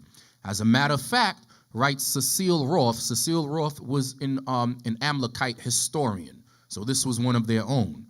As a matter of fact, writes Cecile Roth, the revolts were largely directed against them as being the greatest slaveholders of the region. So who was the greatest slaveholders of the region? Amalek. This is in Suriname, South America. And trust me, they were not only in South America. All right. Some of the Jewish leaders were, here's the names: David Nassy, Captain Forgood, Captain Jacob de Avilés, Manuel Pereira, Isaac Arias, Abraham de Brito, Captain Isaac Carvalho, Moses Nar, Gabriel de la Fate, Isaac Nassy, J.G. Witchers, Sir Chas Green, and Abraham de Vere. Go down a bit. Go down, okay. In 1730, a desperate effort was made to punish the black guerrillas by a detail of the Jewish militia, including 14 volunteers and 36 of their slaves. They devastated the African settlements, but their actions did not by any means intimidate the lawless hordes who were intent upon rebellion and plunder. On the contrary, it only roused their anger all the more. David Nassy, nephew of the biggest slave dealer in Suriname, joined with Captain Boy of the 500-man Jewish citizens militia and offered freedom to their slaves if they participated in an attack on the blacks. Their sole function to murder all blacks that they could not re-enslave. The Africans, led by Brother Cordon, had engineered a series of attacks on the Jewish plantations which angered the Jews. The greatest of the leaders of the black rebels was named Baron. He had formerly been the slave of a Swede. Swede is a Swedish person, who had promised to free him. The master then broke his word and sold him to a Jew. Baron obstinately refused to work, in consequence of which he was publicly flogged under the gallows. This usage the Negro so violently resented that from the moment he vowed revenge against all Europeans without exception. Get me on the Wikipedia article I sent you on Drapetamia. Drapetamia. How many of you heard of Drapetamia from Samuel Cartwright? It's actually a pseudoscience terminology, but this is what Esau was bringing up back then. This was their so-called psychiatric evaluation of the Negro. Like, if you would have a slave and a slave would rebel or go against them, they thought it was a mental illness because they thought that the Negro was born to be a servant. Get me that in Jeremiah. Give me that in Jeremiah real quick. The book of Jeremiah, chapter 2 and verse 14. Is Israel a servant? Is he a homeborn slave? Why is he spoiled? Is Israel a servant? Is he a homeborn slave? Why is he spoiled? Why? Because all throughout the Bible, where were we? In captivity, mostly, right? Outside of the little kingdoms that we had, the little short time of rulership, King David, King Solomon, we was always in captivity. Why? Because we kept on breaking the commandments of God. So Esau, they was like, well, surely they were born to be slaves, so why are they rebelling? So this is the term that they coined. Read that for me, Lemuel. Drapetomania. Drapetomania was a conjectural mental illness that, in 1851, American physician Samuel A. Cartwright hypothesized as the cause of enslaved Africans fleeing captivity. Contemporarily reprinted in the South, Cartwright's article was widely mocked and satirized in the northern United States. Okay, go ahead. The concept has since been debunked as pseudoscience. Go ahead. And shown to be part of the edifice of scientific racism. Read. The term derives from the Greek drapetes, a runaway slave, and madness. Frenzy. So basically, if you ran away from Esau, you were in madness. That's why when you go back to the article, it said how they were going crazy as to why the slaves were rebellion. Of course, if you put people under those kind of conditions, you're going to rebel. Okay, let's go back to Amalek. Okay, read that, Lemuel. Jewish anti-black lawmakers. The yellow star inscribed with the word Jew left has become a symbol of Nazi persecution of Jews in the World War II era. A 1941 decree required that Jews wear these badges within the Nazi-occupied areas.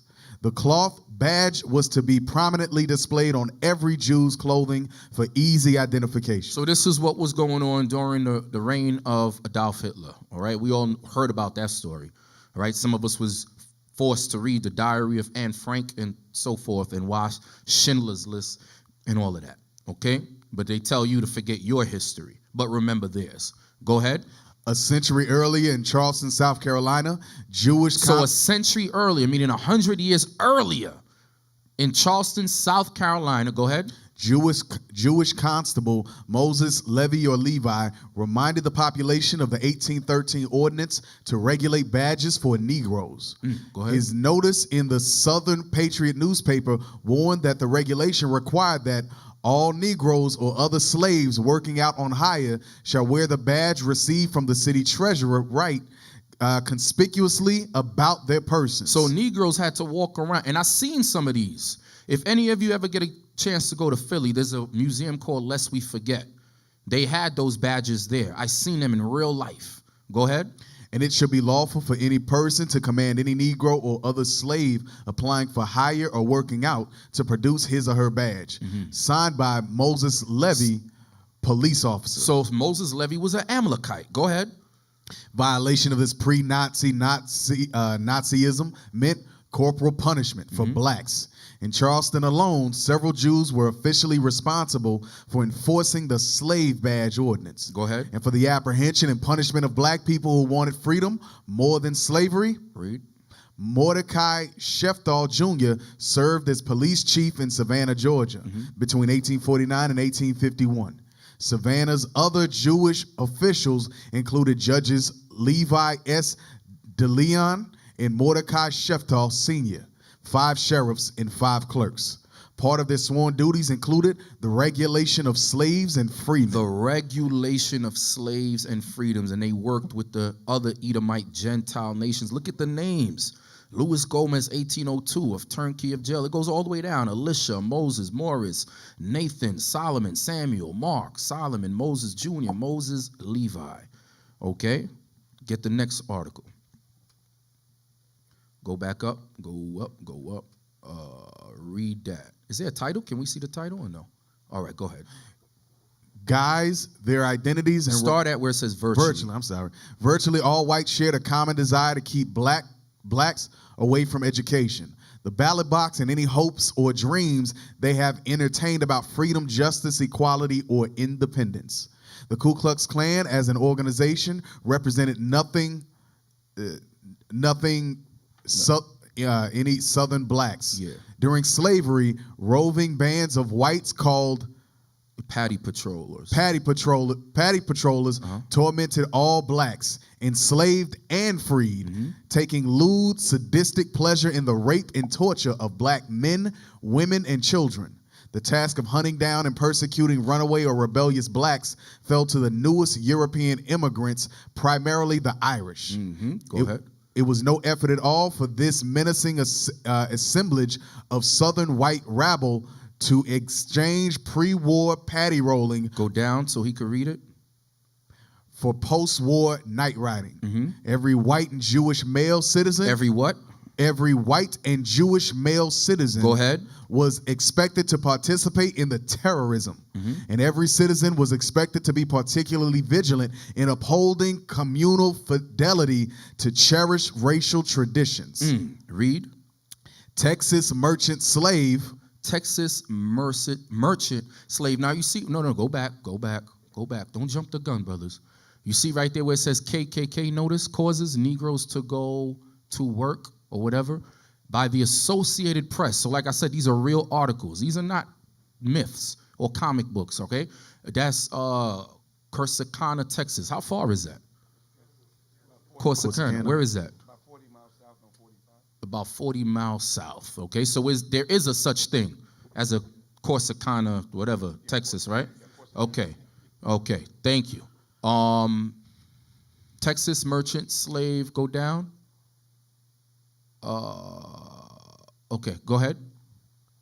Texas merchant slave owner. We read earlier about the merchants. Don't forget the thought in Hosea 12, verse 7. Read that again, just in case we forgot the thought. Hosea chapter 12, verse 7. We read about the merchants. Now we're reading about the Amalekite merchants in this article. Read. The book of Hosea, chapter 12 and verse 7. He is a merchant. Come on. The balances of deceit are in his hand. So the balances of deceit are in their hands. Go ahead. They control the IMF and how much money is worth, or how much your dollar is worth compared to the US dollar. Okay? The Federal Reserves. Okay? The former CEO was Alan Greenspan. I could go on and on. Go ahead. He loveth to oppress. He what? He loveth to oppress. Okay, so this merchant owner, read. Slave owner, Indian killer, Freemason, and devout Jew Adolphus Stern recorded in his diary his attendance at an 1841 meeting for the purpose of organizing a patrol to keep in due check the Negro population. To keep in due check the Negro population. Read. His patrols checked on the blackies, who he thought were getting rather too free. Damn. His patrols checked on the blackies. Damn. Now they call us cushy. Go ahead. This repressive function became especially critical after the war, when Southern whites were forced to remove overt discriminations from their constitutions. Go ahead. The original Klan targeted all signs of black progress. Black businesses were looted or destroyed. Organizers of black labor were beaten and murdered. Black owners of land desired by whites were driven off. Black religious and political meetings were attacked. Schools established for blacks were burned to the ground, and black and white teachers were assaulted. Blacks who refused to work for whites and blacks who voted on juries, held office, or testified against whites were all under siege. The proud Ku Klux Klansman was moved to verse. Read. Niggers and Republicans, get out of the way. We're born of the night and we vanish by day. No rations have we but the flesh of man, and love niggers best, the Ku Klux Klan. We catch them alive and roast them whole, and hand them around with a sharpened pole. Damn, so they even had a song. Now you read it live and direct right here. Now you know. Go ahead. But mass murder was the Klan's forte, and they were credited with spawning a wave of 1,300 killings of black citizens in 1868 alone. The fatality after the Civil War was on such a scale that some in the Klan... Next page. Is there a next page on that? No. Go to the next one. Go to the next one. Read this right here, because we just read about that, the guy that you mentioned, Adolph Strauss, right? That was his name? Huh? Yes, sir. The guy that you mentioned. Go ahead. C. Archie P. McDonald, E.D. Hereford, Texas. Harafa, Texas. Come on. The Diary of Adolphus Stern. So this is what he wrote in the book. Waco, Texas, Texian Press, 1969. Okay, go ahead.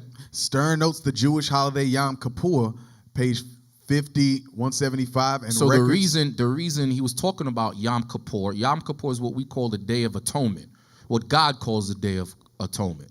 All right, the reason he has it recorded is because he was celebrating Yom Kippur. Why? Because he was an Amalekite. Go ahead. Texian's Press, Stern notes that the Jewish holiday Yom Kippur and records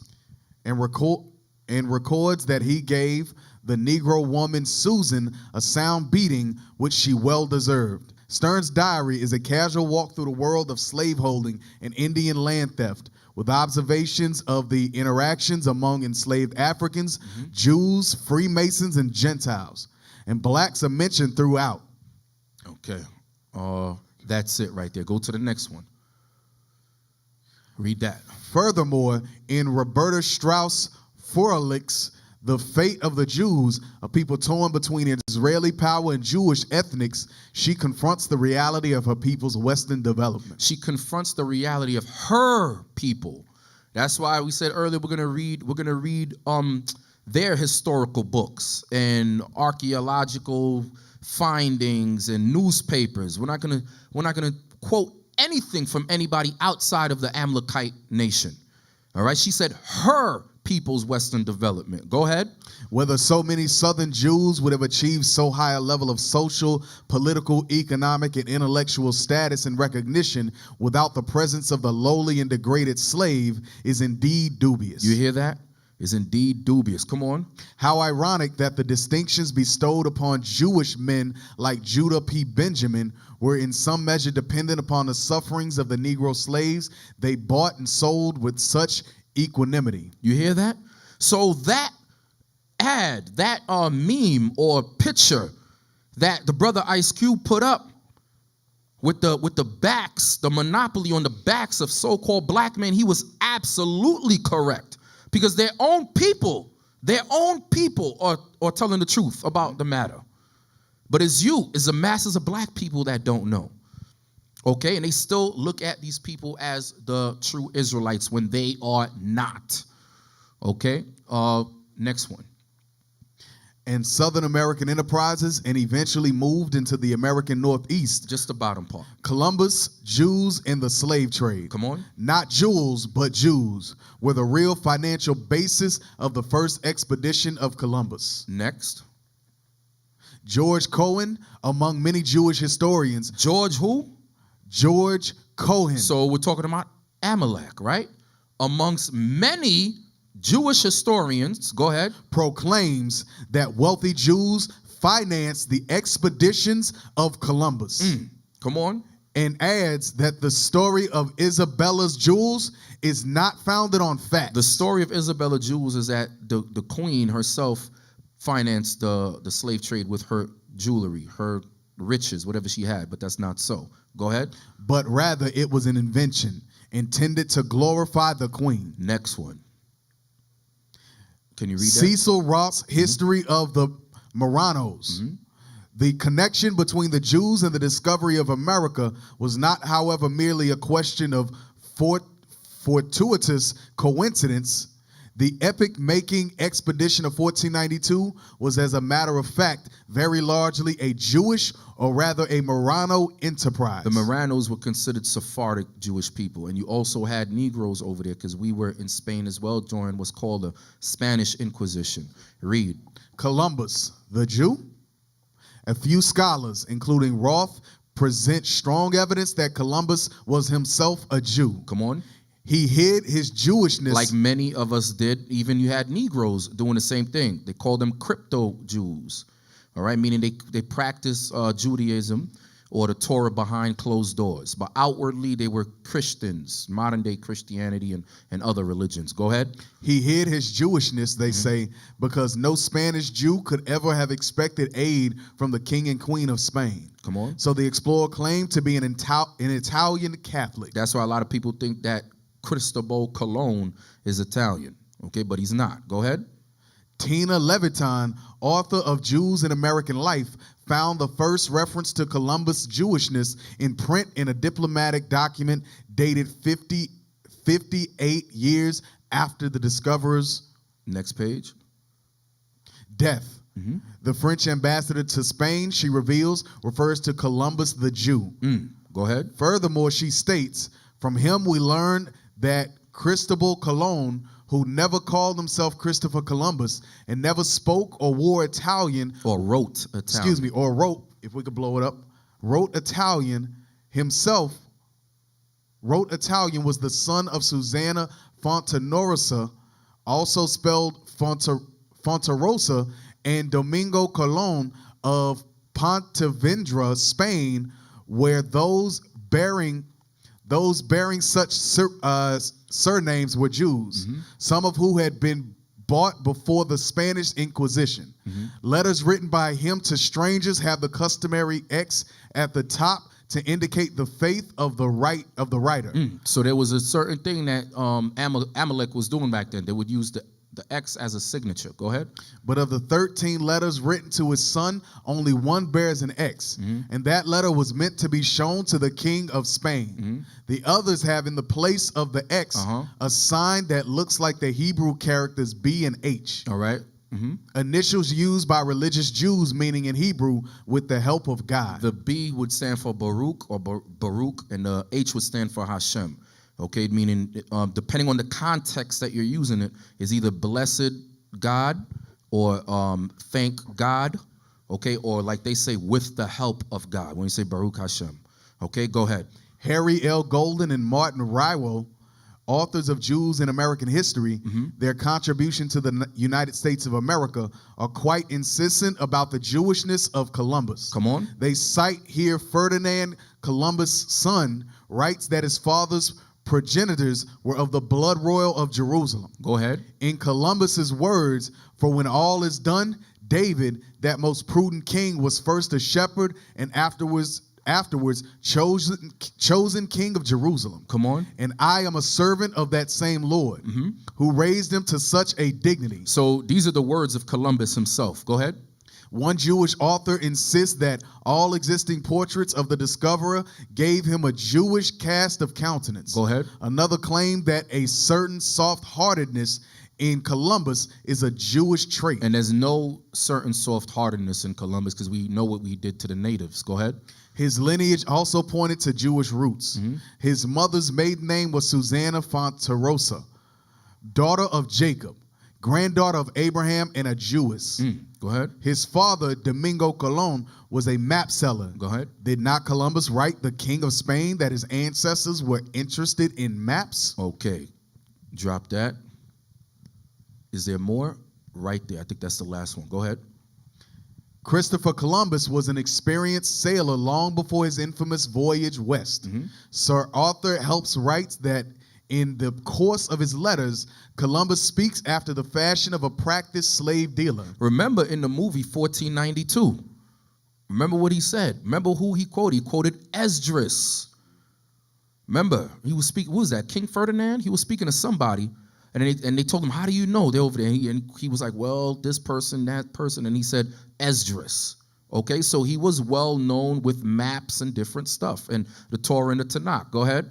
In fact, in 1498, his 5-ship expedition brought 600 Indians to Spain as slaves. So his ships brought 600 Indians to Spain as slaves. Go ahead.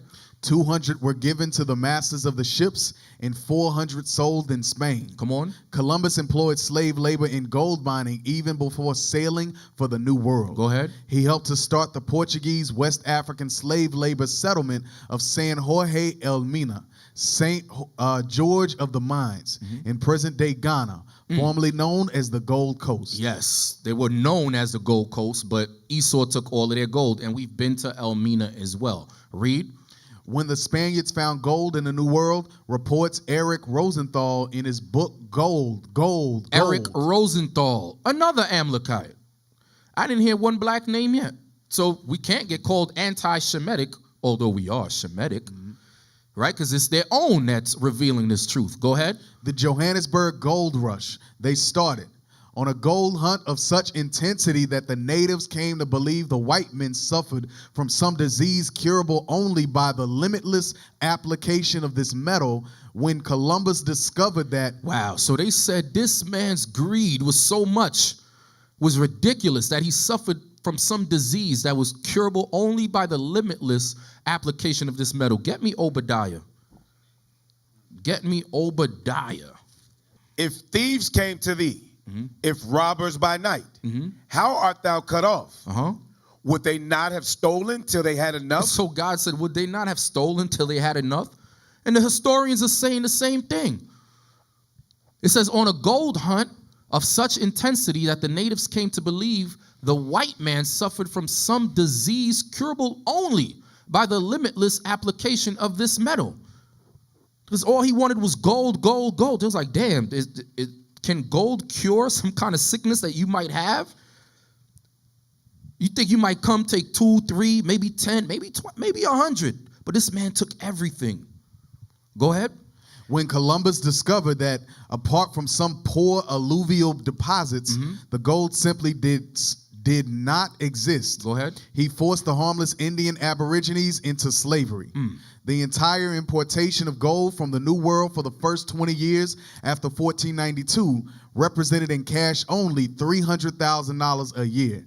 And the total then recovered, worth about $5 million, cost at least 1.5 million Indian lives. Wow. Read. Columbus was anything but a blessing to the New World population. The Europeans, led by Columbus, brought unprecedented brutality to the West, leaving the remains of whole... Is there another one? Next article. Whole communities of red people in And their they're not wake. red people. The natives are not red people. Esau is the red people. We read about that in Genesis 25, verse 25. Read. On Hispaniola, Just minimize it. He could read it. He could read it. On Hispaniola, Columbus found gold in a docile Arawak population. He lavished praise on the natives and gained their trust and affection, and then proceeded to enslave them. Read. According to Columbus, they are without arms, all naked, and without skill at arms, and great cowards. Damn. Come on. 1,000 running away from 3, and thus they are good to be ordered about. To be 1,000 running away from 3. Isn't that scriptural? Who knows the scripture? The book of Deuteronomy, chapter 32 and verse 30. How should one chase 1,000 and 2 put 10,000 to Thank you. flight? Who's that? Who's that? Karim? Karim. That brother sharp. Yeah. Karim is sharp. Go ahead. Go ahead. Read it again. The book of Deuteronomy, chapter 32 and verse 30. How should one chase 1,000 and 2 put 10,000 to flight, except their rock had sold them, Except their rock has sold them. Come on. and the Lord has shut them up. And the Lord has shut them up. The Most High is the one that put that fear in us. To have 1,000. Read that again. Read the book again. They are without arms, all naked, and without skills at arms, and great cowards. 1,000 running away from 1,000 3. running away from 3. We just read that in the scriptures. Yes, the Bible's a real book. Come on. And thus they are good to be ordered about, to be made to work, plant, and do whatever is wanted, to build towns and be taught to go clothed and accept our customs. Come on. And accept our customs. Come on. Cities began to spring up all over the island of Hispaniola. Come on. The traffic in slaves, African and Indian, grew rapidly. Go ahead. And some Jews were engaged in this trade as agents for the royal families of Spain and Portugal. Read. Whether or not Columbus was a Jew, as so many Jewish historians now claim, has not been definitively proven. Because you have opposing sides. You have people that say, nah, he was Italian. And you have people that say, no, he was a Jew. Go ahead. However, it is clear that Columbus's brutality against and enslavement of the indigenous population was financed by Jewish investors. Come on. The history books appear to have confused the word Jews for the word jewels. The history books appear to have confused the word Jews for the word jewels. Come on. Queen Isabella's jewels had no part in the finance of Columbus's expedition. But who? But her Jews did. But Amalek did. And now they try to hide their hands. They done threw the stone out there, hit Judah and Ephraim upside the head, and now they saying no.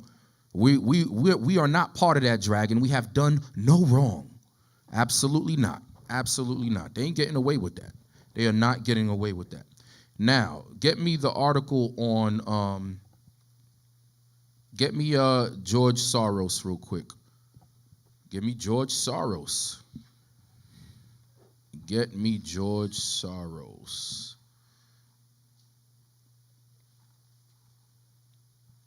Go down. So we all know who George Soros is. We all know who he's backing up, right? Who is he backing? Who is he funding? Black Lives Matter. Go down. I just want to show one thing. I just pulled it for one thing. Wait. Early life and education. Soros was born in Budapest in the Kingdom of Hungary to a prosperous, non-observant Jewish family. Okay, close it out. All right. Get me the article on that I sent to you about lies. Lies. While they're getting that, Officer Yaqub, I want you to get me Proverbs chapter 12. The book of Proverbs, chapter 12 and verse 19. The lip of truth shall be established forever. The what? The lip of truth shall be established forever. The lips of truth shall be established forever, meaning God's laws shall always be established forever. The Most High will make manifest not only his commandments, the truth about the Bible, the truth about who we are as a people, right? And the truth about who he died for. Go ahead. But a lying tongue But a lying tongue. is but for a moment. But the lying tongue is just for a moment. Although it may look like it's prospering. Although it may look like the whole world fell for the okie doke. Guess what? God said it's just but for a moment. That's why Jesus Christ said what? There's nothing that is hid that shall not be made what? Revealed, manifest. God is going to use his people, his soldiers, his Israelites to bring forth this truth. And that's exactly what we're doing today and what we've been doing. Okay? Let's read this. How liars create the illusion of truth. How liars create the illusion of truth. Come on. Repetition makes a fact seem more true, regardless of whether it is or not. Repetition, brothers. Repetition makes a fact seem more true, regardless of whether it is or not. Go ahead. Understanding this effect can help you avoid falling for propaganda, says psychologist Tom Stafford. So what kind of propaganda do we see going on now? What kind of propaganda, Officer Shema? What propaganda do we see? Every time something go wrong with the Amalekites, they shout out anti-Semitic. Okay, anti-Semitic. That's one. What else? Saying that we're not the Israelites, we're not the Jews. They do that too. Okay, what else? What type of propaganda? Let me give it to somebody else. You got it, Yaku? Black Lives Matter. What else?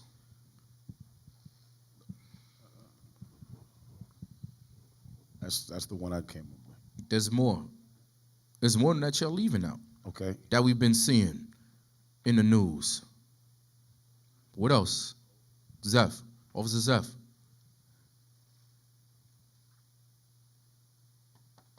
Yeah, I had Black Lives Matter too. Okay, they call us a cult.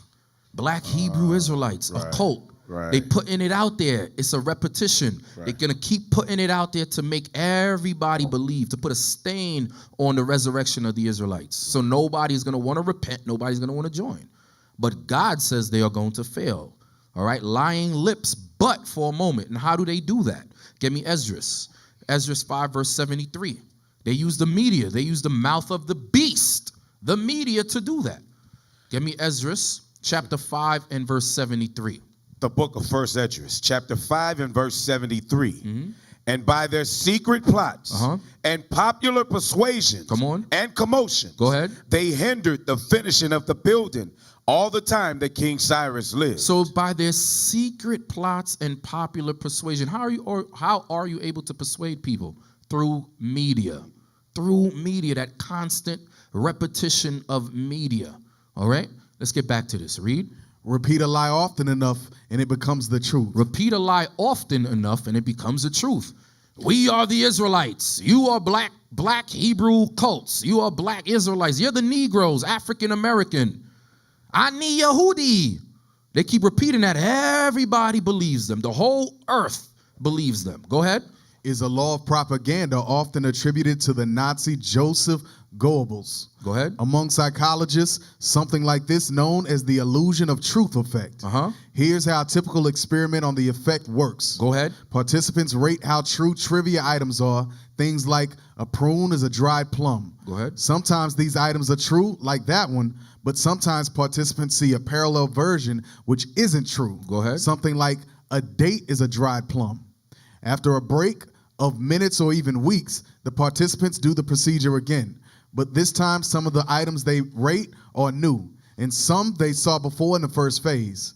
The key finding is that people tend to rate items they've seen before as more likely to be true, regardless of whether they are true or not, and seemingly for the sole reason that they are more familiar. Come on. So, here, captured in the lab, seems to be the source for the saying that if you repeat a lie often enough, it becomes the truth. And if you look around yourself, you may start to think that everyone from advertisers to politicians are taking advantage of this foible of human psychology. Come on. But a reliable effect in the lab isn't necessarily an important effect on people's real world beliefs. If you really could make a lie sound true by repetition, there'd be no need for all the other techniques of persuasion. Okay, close this out. So that was a technique used in World War II, so they say. Now I'm going to ask you a question, because they said repetition. In order to make a lie a truth, you must use repetition. Let's start in the back. Brother right there, right in front of Shaul, to your left. You stand up, my brother. Hey, shalom, leadership. Yeah, shalom. Most High in Christ Most High in bless. Christ bless. Hey, what countries were involved in World War II? You got Just name one. Yeah, what? Russia, Germany, Okay. Who is somebody that we often hear about? Hitler. Hitler. Okay. Okay. Very good. All right. And how many Amalekites died? How many white Hebrew Israeli Amalekites died? What they say, 2 million or something like that. Okay. Give it to the next brother. How many? Shalom leadership. Hey, Most High in Christ bless. How many Amalekites died? They say 6 million. Okay. Pass it to the next brother. Shalom, ladies. Shalom. Most High in Christ bless. What year did World War II end? 1945. Very good. How many Amalekites they said died? 6 million. Okay. Pass it to the brother in front of you with the dreads. What's your name, brother? Brother Shakai, Most High in Christ bless. Shalom. How many Amalekites died? 6 million. 6 million. Go ahead. Okay. Brother right there. Brother Bolo? Yes, Most High in Christ bless. Most High in Christ bless. How many Amalekites died during World War II?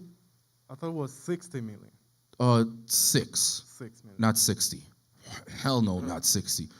Pass it to the brother in front of you right there. All right, what have you Shalom heard? leadership. Most High in Christ bless. Most High Christ bless. How many people died? 6 million. 6 million. All right. Everybody's saying 6. Repetition, right? Everybody's saying the same thing. Now, why are you saying 6? That's what I heard when I was in high school. That's what you heard when you were sir. in high school, right? Yes, sir. Were you forced to read the diary of Anne Frank as Yes, well? sir. Like I was? I had to Yes, write a sir. summary on that thing. And I did it joyfully. I almost shed it. I think I shedded a tear. Damn, I had the devil on me. They got me. I had the damn devil on me. Pass it to the brother right next to you. What's your name, brother? Shalom, Brother Matthew. Most High in Christ bless. Most High in Christ bless. How many people died during World War II? Or what's the number that you heard? People total or? People total, whatever you heard. Come on, give me a number. Say something. 50 million. 50. You heard 50 million? People total. I'm talking about Amalek. Amalek is 6 million. Okay, we're talking about Amalek. We're not talking about people. We're not talking about everybody. Pass it to the brother in front of you. Very good. So far, we're all on the same boat, right? Shalom, brother. How many people died? How many Amalekites died? I've heard 6 million. 6 million. Why is everybody in? And you're all from different states, different backgrounds. Did you guys grow up together in the same neighborhood? Did y'all attend the same school? All the brothers that said 6 million. Did y'all attend the same school? But notice your upbringing, your education, everything was taught, the things that were taught to you was 6 million, 6 million, 6 million, 6 million, 6 million, 6 million. You wake up in the morning, you're saying 6 million. You go play the lotto, you put in 6. You're not knowing why you're doing that because it's been programmed. Watch this. Get me the first article, please. Okay, so read this loud, and I want the dates. When was World War II? 1939 and ended in 1945. 1939 ended in 1945. Read. Zionist mass meeting. Rabbi Wise's address. New York Times, June 11th, 1900. June 11th, what year was this? 1900. 1900. About 40 to 50 years prior to World War II. World War I didn't even take place yet. Read. Rabbi Wise's address. Rabbi Wise said, in part, the day will never come when I will care less for Zion. Come on. When there will be anyone who will strive more for the glorious ideals of Zionism. Go ahead. 2 great conventions of Jews are being held tonight. In Chicago, there is a conference of charities called together by men who minister to the wants of the poor. They have assembled to see that too much charity is not given to the unworthy. Go ahead. Their purpose is right. But ours is the greater charity.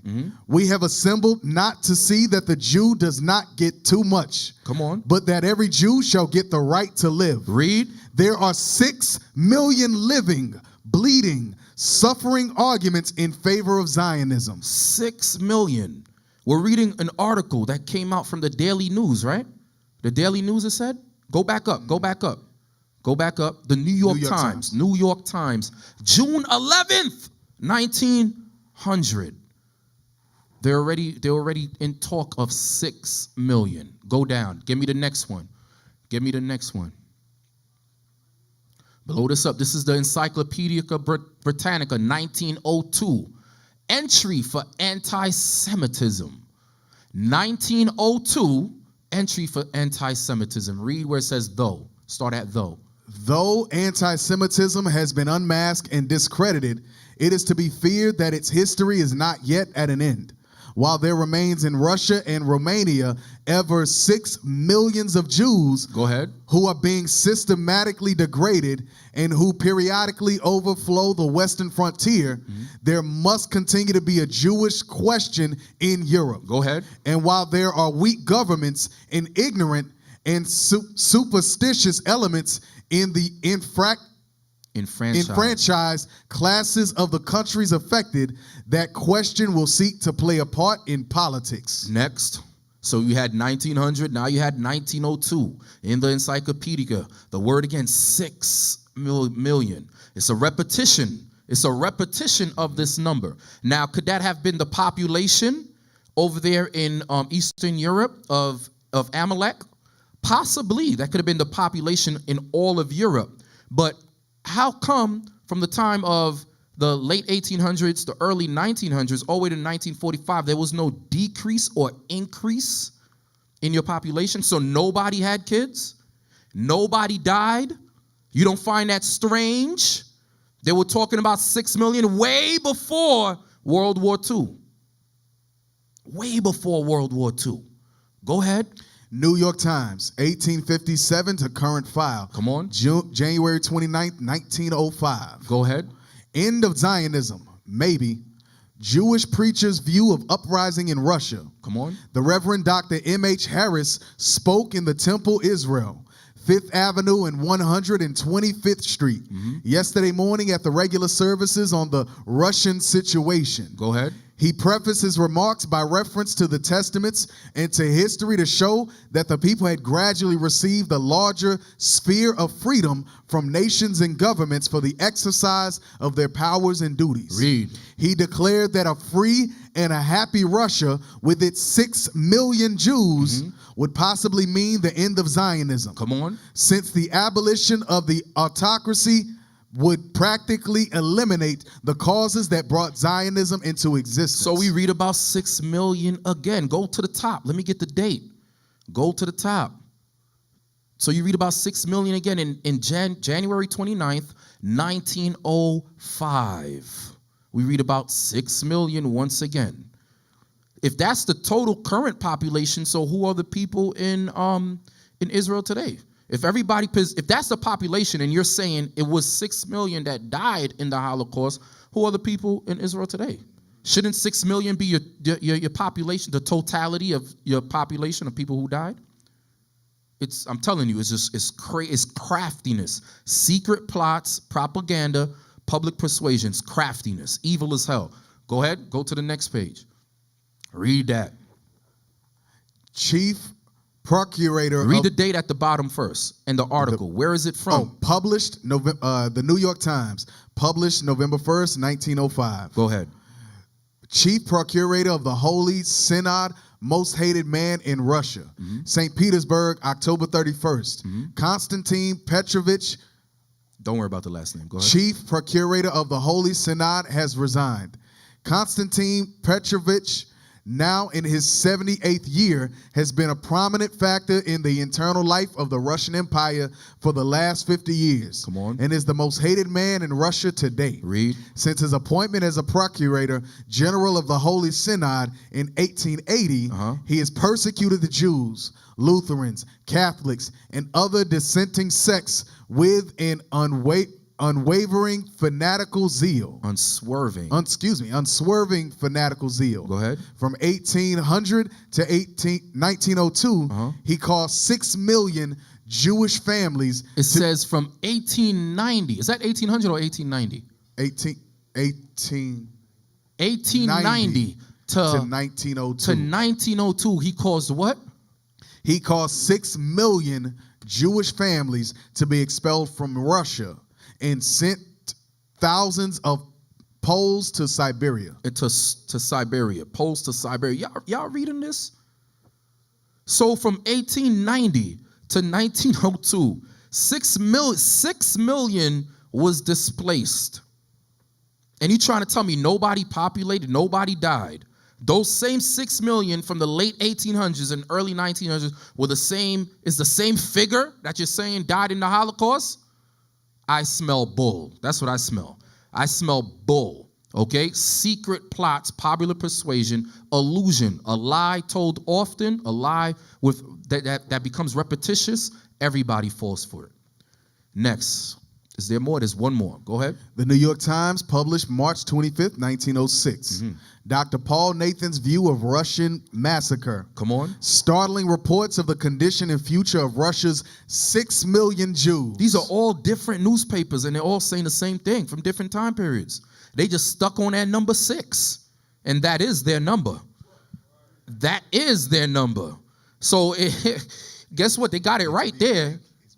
It's befitting of them to hold that number 6 so dearly. Go ahead. 6 million Jews were made on March 12th in Berlin to the annual meeting of the Central Jewish Relief League of Germany by Dr. Paul Nathan, a well-known Berlin publicist who has returned from an extensive trip through Russia as the special emissary of Jewish philanthropists. Good Lord, have mercy. Come on, read right. Come on, man. Philanthropists in England, America, and Germany to arrange for distribution of the relief fund of $1,500,000 raised after those massacres last autumn. All right, that's it right there. That's it right there. Is there one more?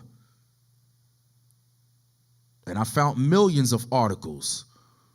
All right, that's it right there. Okay, get me Revelation. I want Revelation. No, actually, no, I don't want Revelation. Just get me Titus chapter 1, verse 14. Yes, sir. Titus chapter 1, verse 14. The book of Titus, chapter 1 and verse 14. Come on. Not giving heed to Jewish fables. Don't give heed to Amalekite fables, brothers. Okay, fact-checked everything. Don't give heed to Jewish fables. They tell you God is white, that they're the people of God, and you're just nobodies. You're just some niggas, some African Americans. Not so. Go ahead. And commandments of men that turn from the truth. That turn you from the truth, because you got our people worshiping them and looking at them like they are the sons, the true sons of the living God. So they're turning you from the laws of God, turning you from your self-identity. That's exactly what they're doing. Okay? Get me the video. There's 2 videos. Play the first one. All right, we're going to wrap it up on this. Was black. Whose parents, honey? Jesus. They both were black. Yeah. Remember the scripture said that God made Adam from the dust of the ground? What color is dust? Black. Black.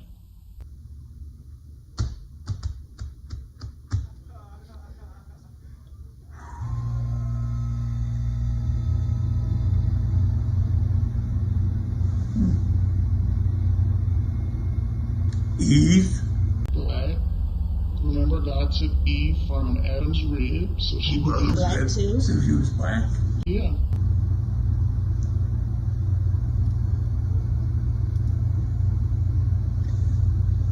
I don't know. I know. It's overwhelming, isn't it? Yeah. It is. I don't know where to go. I know. I don't know where to go. I know. It's about to give up the ghost. Like hell no, I've been lied to all my life. So just think what people are going to think when they realize that Christ is black and that all these other nations have done all these calamities to his children. It's going to be pretty scary, huh? It is scary. It's very scary.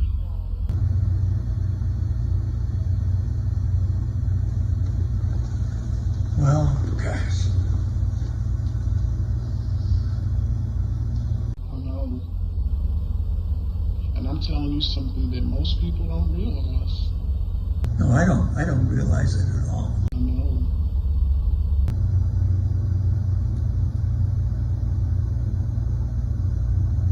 You must be very religious. No, I'm not religious. religious at all. I mean, my nationality, I'm a Jew, you know, so those customs that's our heritage, you know. So, you know, we keep the Sabbath, you know, the dietary laws, we keep all the high holy days, you know, the dress code, all of those things. You got dirt on you. It's from my feet. Yes, okay. I'm looking at you, you're thin as a rail. Here, Next video. That's the Bible. That was Revelations 1:14. Revelations. Yeah. So if you put anything in a furnace, what happens to it? Burns. It burns, yeah. So John is giving a description of Christ.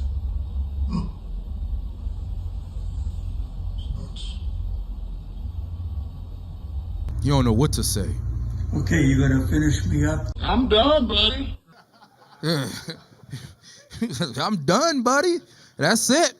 And this is the reaction that they're afraid of worldwide. There was a video that the bishop did a couple of years ago called Herod, Khazars, and Idumea. That got taken down. Y'all don't realize that? That's not on IUIC in the classroom. You had other people who uploaded it, but IUIC in the classroom had a majority of the views. And you know where it was taken down, where it was banned? In all the common markets. When you look at all the countries that banned it, in all the common markets, they banned that class. Why? Because it spoke truth in volumes. All right, get me Psalms 108. Psalms 108. The book of Psalms, chapter 108 and verse 10. Who will bring me into the strong city? So who's going to bring us into the strong city? Of course, we know Christ. Okay?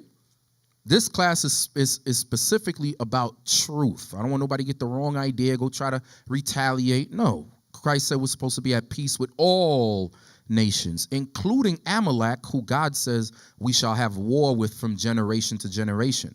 Now, it's not a physical war. It's a spiritual war now. Y'all brothers understand? Yes, sir. Go ahead. Who will lead me into Edom? Who will lead us into Edom?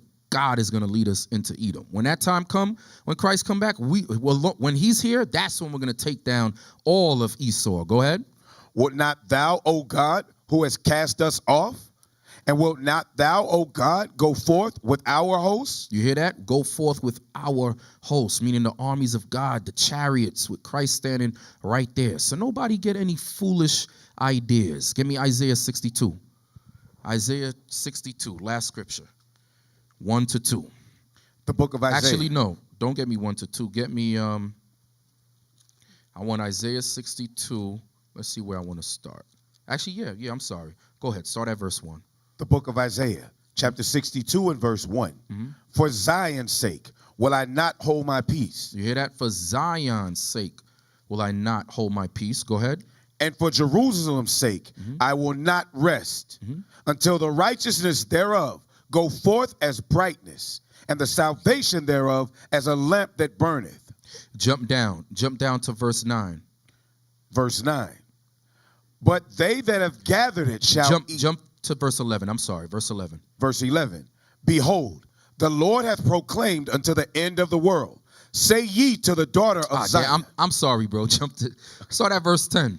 Verse 10. Verse 10. Go through. Go through the gates. Come on. Prepare ye the way of the people. So this is our job now. As we go out onto these highways and byways, is to prepare. Bring the people in. Compel the people to come in and repent. Go ahead. Cast up. Cast up the highway. Go onto the highways and byways. Go ahead. Gather out the stones. Come on. Lift up a standard for the people. The standard is the Bible. Come on.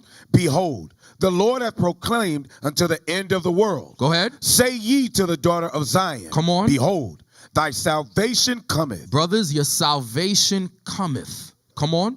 Behold, his reward is with him. Go ahead. And his work before him. Read. And they shall call them the holy people, the redeemed of the Lord. Who's going to call us the holy people, the redeemed of the Lord? All the other nations. Every single last one of them. They're going to recognize that we are the children of God. And you know when that starts? That starts now. That started yesterday. That doesn't start just when Christ cracks the sky. That started yesterday. Ever since you woke up, you putting on these fringes, you're growing a beard, you're keeping the commandments of God, the dietary laws, the civil moral laws. guess what? The other nations are going to look at you like, surely these people are the people of God. Come on. And thou shalt be called, sought out, a city not forsaken. And we will not ever, ever be forsaken. Okay? And we're never going to go back into slavery. Ever, ever, ever again. That's right. Okay? And with that, we're going to close it out, brothers. Most High in Christ bless.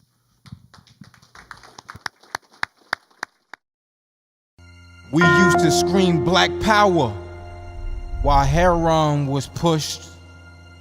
But at the end of the day, nothing's in vain.